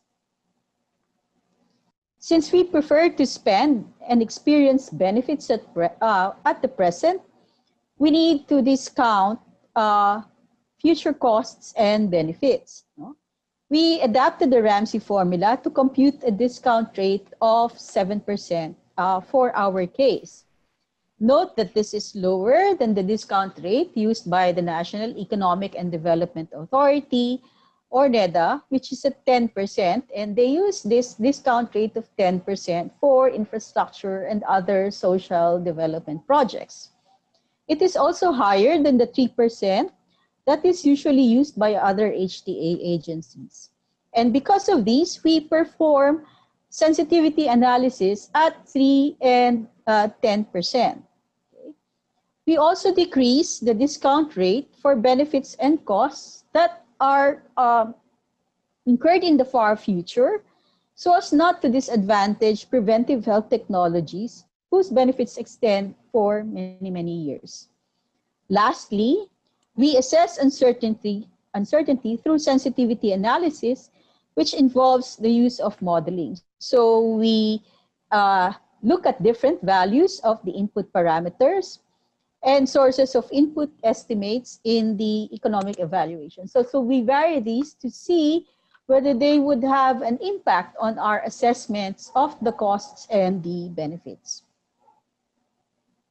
After going through the different steps, we now answer the question, when are health technologies considered cost-effective in the Philippines? As of now, we have no explicit cost-effectiveness threshold in the Philippines telling us which health interventions are considered cost-effective or not. However, there are some guides for considerations which include WHO's ICER threshold. So ICER is the incremental cost-effectiveness ratio. The WHO threshold is less than 3 times of GDP, or 1 GDP per capita per QALY or DALY. So one of the research agenda of the HTA is to determine the appropriate ICER threshold for the Philippines. Do note, however, that aside from cost effectiveness, other decision criteria are considered. These include responsiveness of the health technology to the magnitude and severity of the disease. We also consider equity, effectiveness, and safety of the health technology, how the technology will impact on the household finances. No? So we consider household financial impact, and the affordability and viability of the health technology and how it will impact coverage decisions of the DOH and PhilHealth. So this will ensure that DOH and PhilHealth will invest in health technologies that are not only affordable and represent good value for money, but are also safe, effective, and able to facilitate equitable access to healthcare in our setting. So this is a brief introduction to the economic evaluation part of our methods guide. So thank you very much.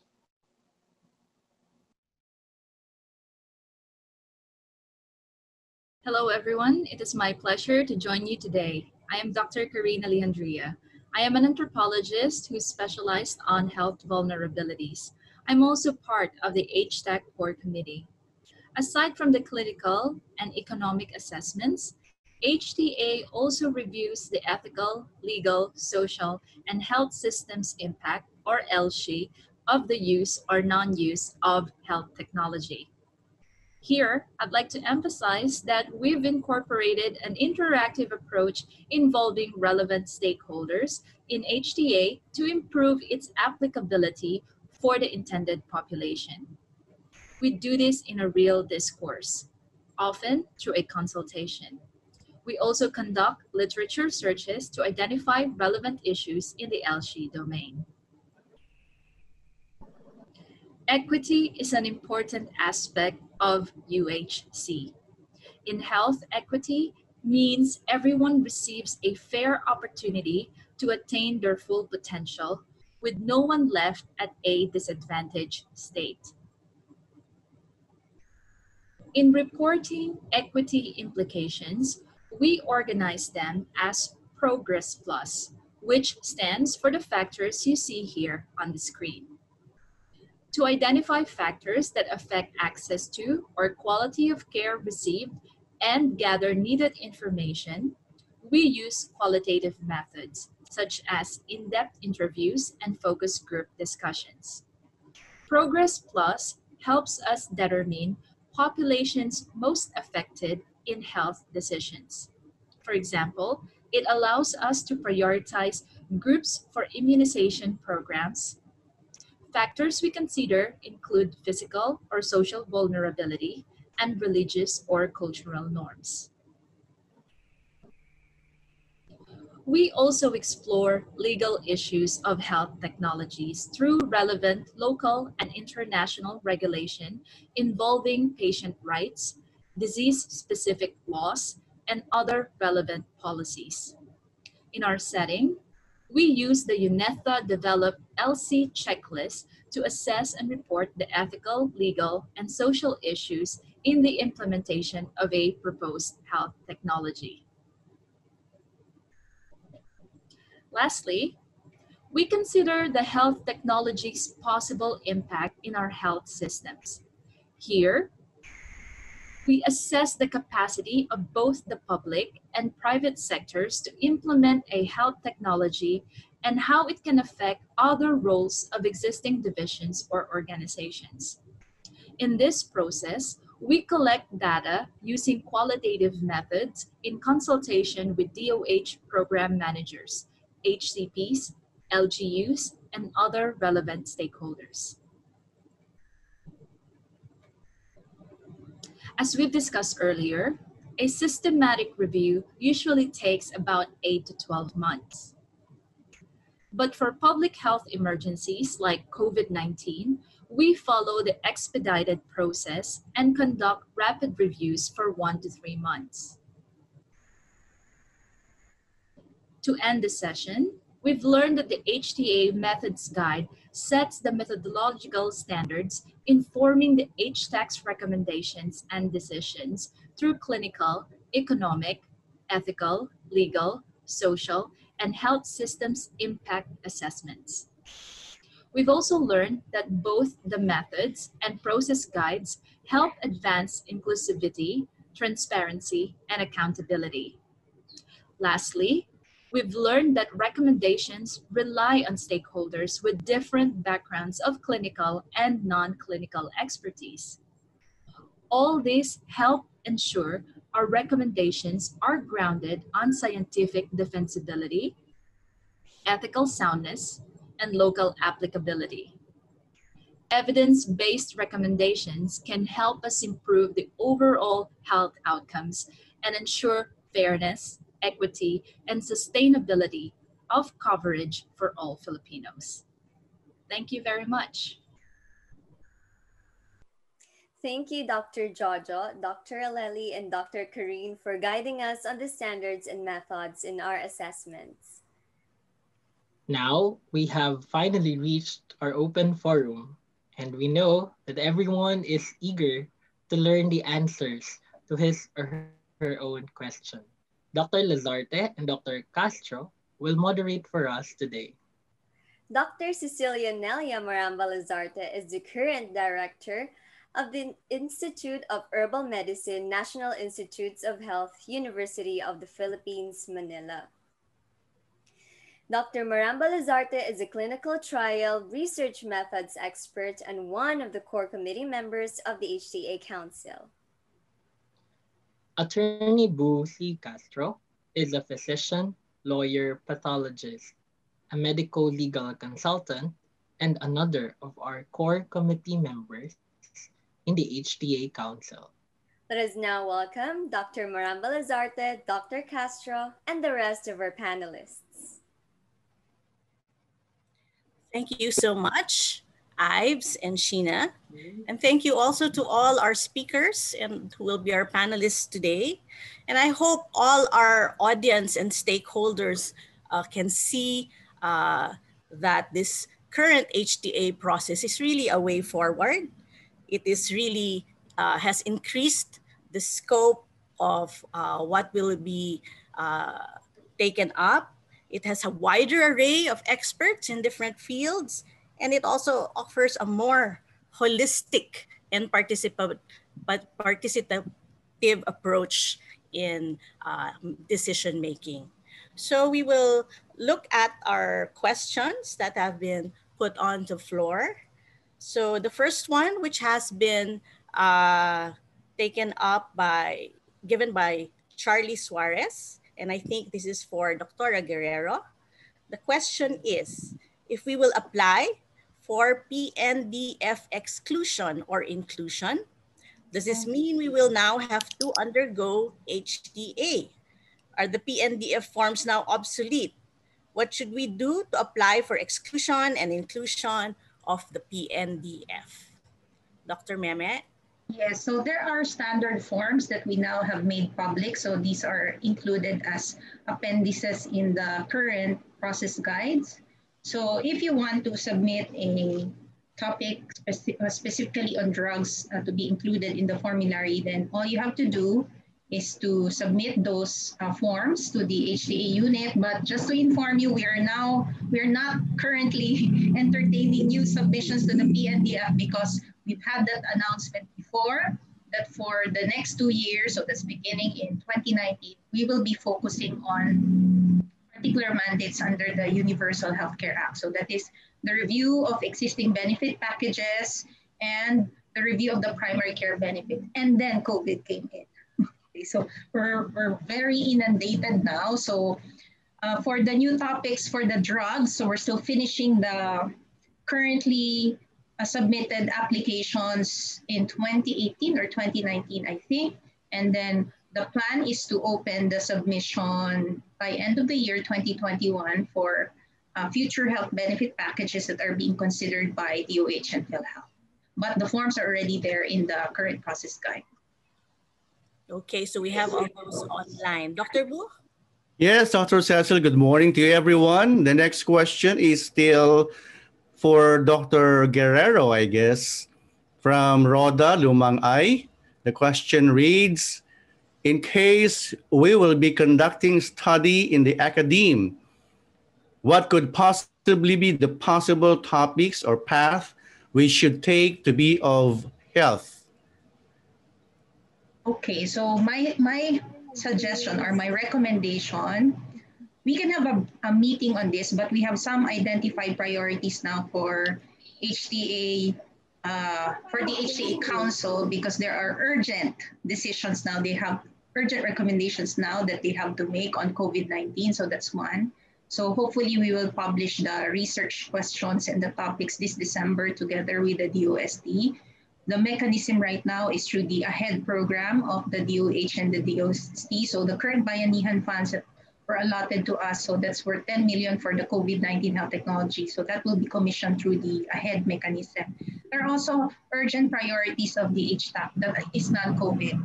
For example, the methodological guidelines. So those are the things that we can work on jointly with the members of the academy, particularly for medical devices and procedures and medical and surgical procedures, traditional medicine, and I think the information and communication technology. Because if you read the current methods guide, it's very broad, so they don't necessarily respond to particular health technologies. I found this on the web for American surgical procedures tradition.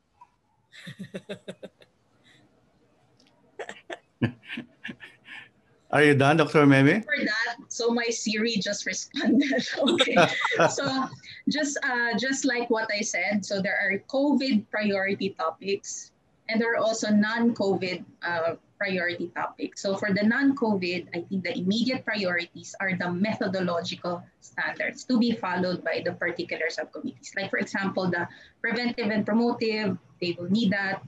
For the devices also, for traditional medicine, so that's the target for next year, at least to issue methodological guidelines for the other health technologies. Thank you, Dr. Meme. Dr. Cecil, there are other questions?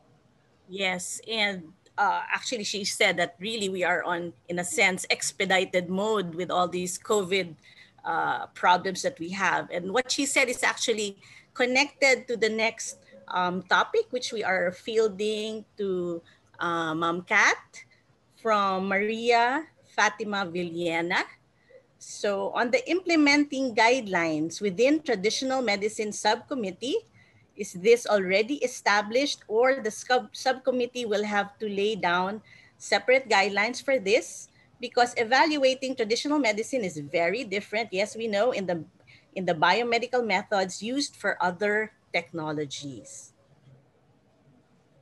All right, thank you. No, that is a very important question, and I think our stakeholders should understand, and this is, I think, a good way for our stakeholders to understand how the assessments happen. So we already have a subcommittee.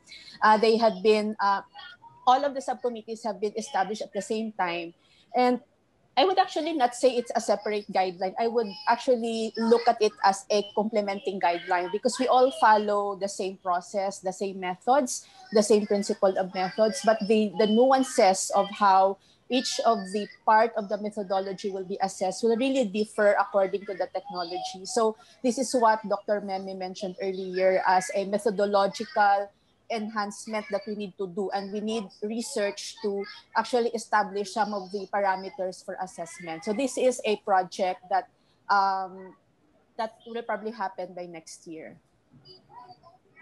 Thank you, Ma'am Kat. Dr. Bu? Yes, there's another question here. I think this is addressed to Dr. Meme Guerrero again from Joshua San Pedro.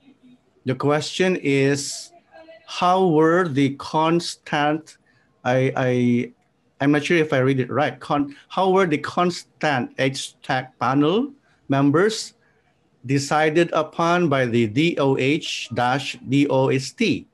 Are they appointed to regular terms under the DOH/DOHT as members of the panel? Thank you. Okay, so for this question, specifically in 2019, as soon as the UHC IRR was signed, there was a call for nomination that was directed to heads of universities and heads of professional organizations to nominate possible members of the HTA Council. And that's how we came up with the current membership. So all of them have undergone a very thorough selection process, and the selection committee is composed of the highest ranking officials of the DOH and the DOST. So it was a joint selection committee which came up with the final composition of the HTA. So we have to make sure that, of course, they have the relevant discipline to perform the work. They have the professional and academic integrity. Hello. They're also willing to disclose the conflicts of interest, because we really value the transparency of the process. And also we look at the existing publications. Thank you, Doc Meme. So we have another question. To answer, ma'am pala. So in terms of the tenure, so by law, some of them will have to be in HTA for 3 years. I think there are 2 members which have a four-year term, but then they can be reappointed. And for any member, I think they can have, they can be part of the HTA no more than 2 consecutive terms. That's how I remember it in the law. Thank you so much. So we also have another question here we will field to Dr. Lemuel. It's about the FDA. How do we clearly delineate the FDA from HTA? Thank you, Ma'am Cecile. So it's very important for us to be able to delineate between FDA and HTA task, no? So the FDA is a regulatory agency mandated to assess the quality, efficacy, and safety of products for the purpose of authorizing their availability in the market. So it is in charge with marketing authorization of products what can be legally marketed actually in the Philippines, okay? So, and they use as basis clinical studies, which we also consider in HTA. Meanwhile, HTA is concerned with making policies, okay? So especially coverage decision in healthcare, using not only clinical evidence, but also the other pieces of evidences, as we have mentioned earlier in the lecture, cost implications, legal and ethical considerations, social acceptability, and organization impacts of a health technology. Also, in considering clinical evidence, HTA is concerned more on the comparative effectiveness studies. Okay, for example, comparing the new health technology versus what we have or what we currently have in the system. Okay, whereas in FDA, they can approve a product based on studies with placebo as a comparator. Now, in the context of the product life cycle, FDA regulatory review comes first to allow the product to be authorized to enter the market. Then HTA comes in should the product be considered for public health or for public funding or coverage. Now, this is one of the more important points here. Not all products approved by FDA can be recommended for public funding. I hope that's clear. Yes, Thank loud you. and clear, Dr. Lemuel. Thank you, ma'am. Dr. Bu, are there any more? Yes, there is a question here which now becoming very specific, like one from Joshua San Pedro. The question is, was HTA consulted at all in the recent costing for RT-PCR tests conducted by the DOH DTI in its joint administrative order last November 24? Anybody from the panelists? I can answer po. Yes, we were consulted. So in any policy of the Department of Health, of course, relevant offices will have to input on the policy. And for the HTA, because we assess the RT-PCR, then we have some information on the, of course, the quality, the performance of the test kits, and also the cost of the supplies, but not everything. So at least for the information that we had then, we provided information on the cost of the supplies for the DOH to come up with the final price point at which we will set the price cap. But I have to explain also because there was a question, a follow-up question on the cost effectiveness. So in the rapid reviews right now for COVID-19 health technologies, because it's a rapid review, so we only have time for probably days to weeks in order to come up with a recommendation. There's really no formal cost effectiveness because a formal cost effectiveness with the full modeling will take you at least a year if there's no de novo model. So right now there's no cost effectiveness, but at least a budget impact analysis, costing. Okay, so that is to explain why we don't have formal cost effectiveness now. We have to balance the timelines of the decision makers. There's an urgent pandemic and they have to act whether to make particular health technologies accessible in the pandemic response. Dr. Cecile? Yes, I want to get to this question because it seems that our stakeholders are eager also to participate in the HTA process. So there is a question here from Gian Jimenez. Can research firms, aside from those mentioned, be part of the research network? Who would like to answer this? We have no representative coming from DOST, ma'am. Yes. I think for DOST, they have a way for a criteria by which they select which universities or firms. I think they can include private research firms, not only public universities. So long as you meet the criteria of the DOST when they do their networks, then you can be part of the HTA Research Network. We have yet to talk about the criteria for the HTA Research Network, but that is how it was explained to me by Director Montoya, that they have a particular criteria for selecting experts or institutions as part of the research networks. If I may, yes, also, Kat, yes, we are still in the process of coming up with the criteria, but I think we already have some idea in terms of implementation. So people would probably want to study the ahead HPSR process because that is the main mechanism of engagement. And also look at the methods guide because that will be the relevant skill sets in terms of research and also competency of the firm or the team who will be joining the network. Thank you. Doc Bu? Yes, Cecil, I have no other listed questions here. If you have some more. Maybe we could just answer these ones. There are questions about particular technologies if they're included. No? So from Donna Graviola and Cedric Ben Galleres, one is about is software, IT products considered as health technology, and another is on disinfection technologies. Are they included in the HTA scope? Who would like to answer this? Okay, ma'am, I can answer. So for the apps, I think we have a question now, right? So there is a question coming from the IATF and some DOH offices on the use of mobile applications in contact tracing. So yes, they are. So as I said, when I discuss what are health technologies, so anything that can help prevent, promote, treat, even in the rehabilitation. So those questions have been raised to us, and we will soon issue a call for nomination in evaluating those health technologies. Yes, information health technologies are part of it.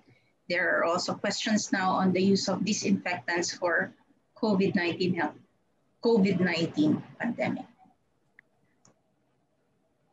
Thank you. Thank you, Meme. Some of the questions were already answered and are also in the chat box about the timelines. I think Lemuel talked about this, and you can also find these in the process guides.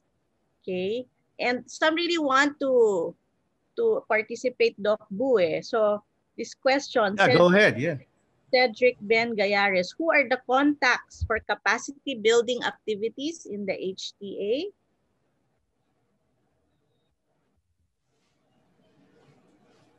Okay.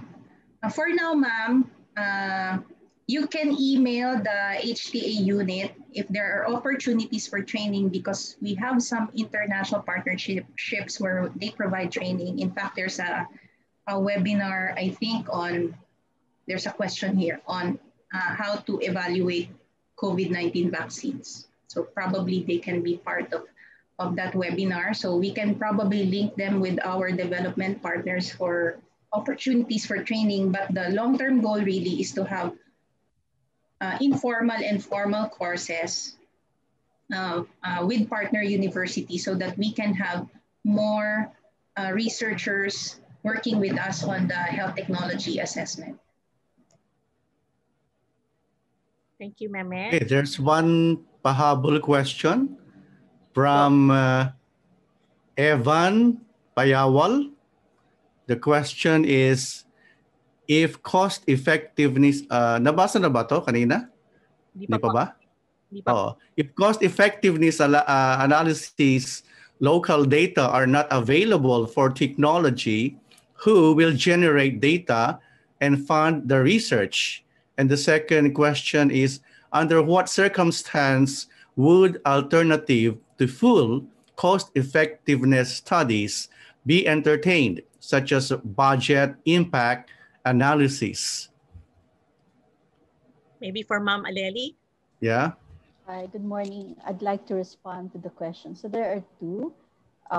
One is that regarding the data, so that's really the purpose of the Health Research Network. So the HTA unit may commission the studies, no?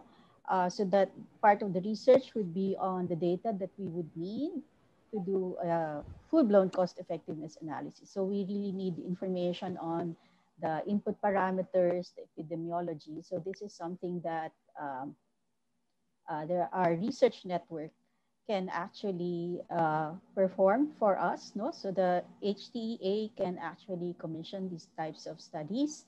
Okay, and then under what circumstances would alternative to full cost effectiveness studies be entertained? Well, one of that situation is now where we are in a pandemic. So there's really a need to come up with these studies and the evidence in a short time. So what's happening is that we outline the costs, no? As Dr. Meme has said earlier, in the testing technologies, we did try to list down the necessary materials, reagents that we need for these various costs, no? But we did not really do a full-blown cost effectiveness analysis. But this budget impact analysis is not a substitute for the full cost effectiveness analysis. The budget impact analysis is always performed.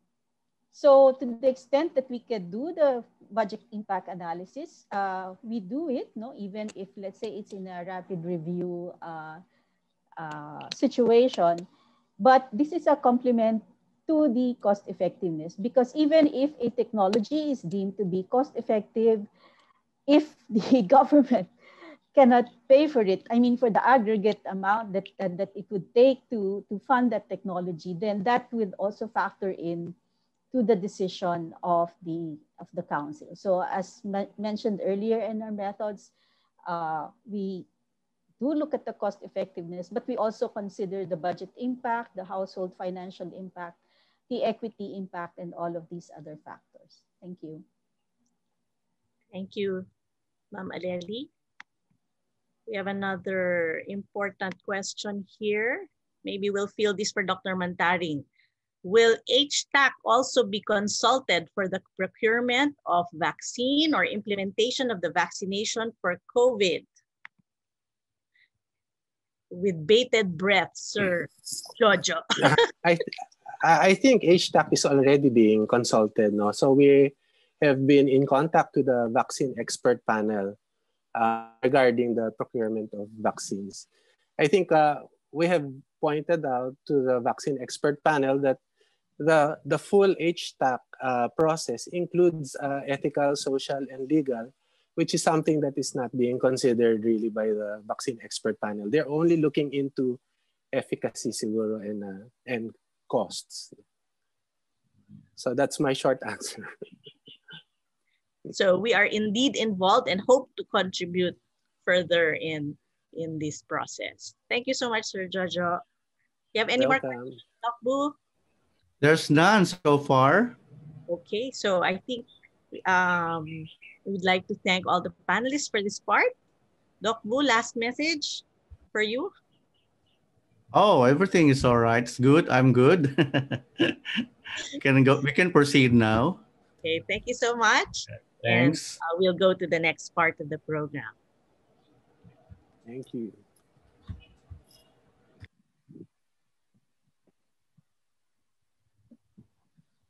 Thank you so much, Dr. Cecil and Dr. Boo, for moderating our session. Thank you also to our panelists. We'd like to remind everyone that you can still email us your questions through pubcon.htafphilippines@gmail.com. We will post the answers for these in our HTA website at hta.doh.gov.ph. So don't forget to use our hashtags HTA Philippines and HTA for UHC. That's right. So our website is at hta.doh.gov.ph. So, as we conclude today's webinar, let us hear from Dr. Jaime Montoya for his closing remarks.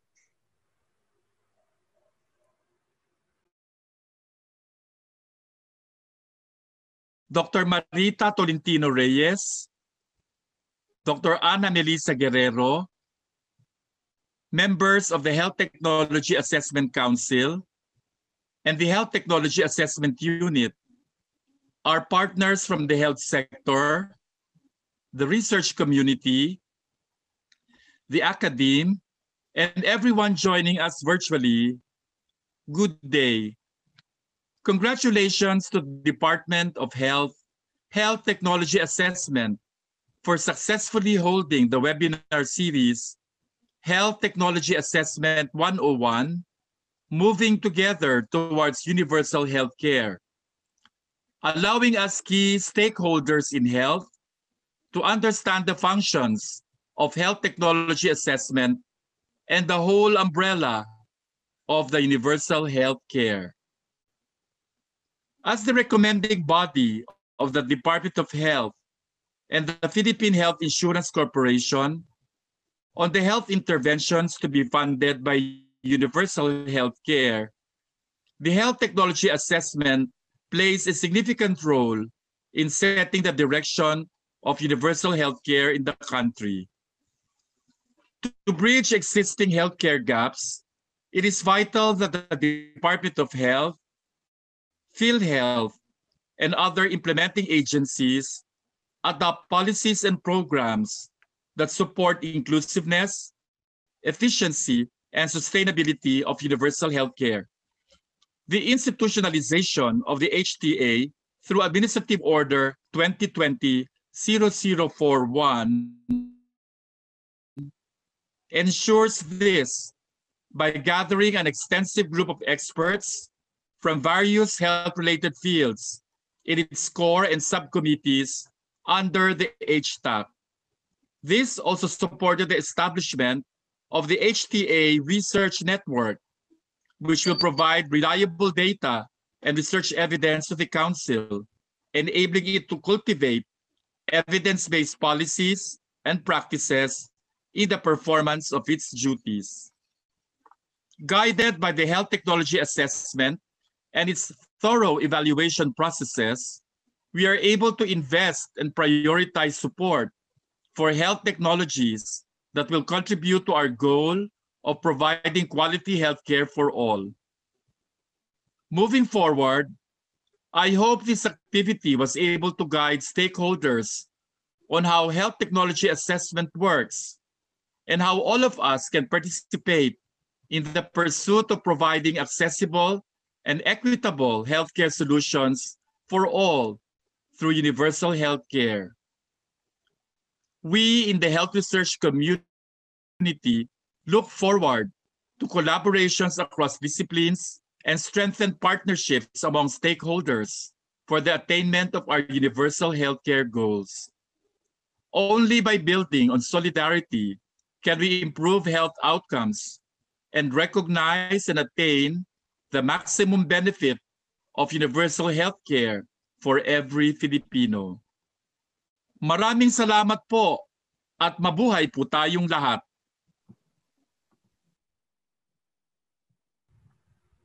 I hope we all had a good time today. Yes, we appreciate everyone being here and thank you for coming to our webinar, HTA 101 Moving Together Towards Universal Healthcare. Please don't forget to fill out our event evaluation form through the on-screen link for certificates of attendance. Again, you can still email us your questions through pobcon.htaphilippines@gmail.com. We will post the answers for these in our HTA website at hta.doh.gov.ph. and we hope to see you everyone in our future activities. Please don't forget to check out our website, hta.doh.gov.ph. This is Ives. And this is Sheena. Good morning.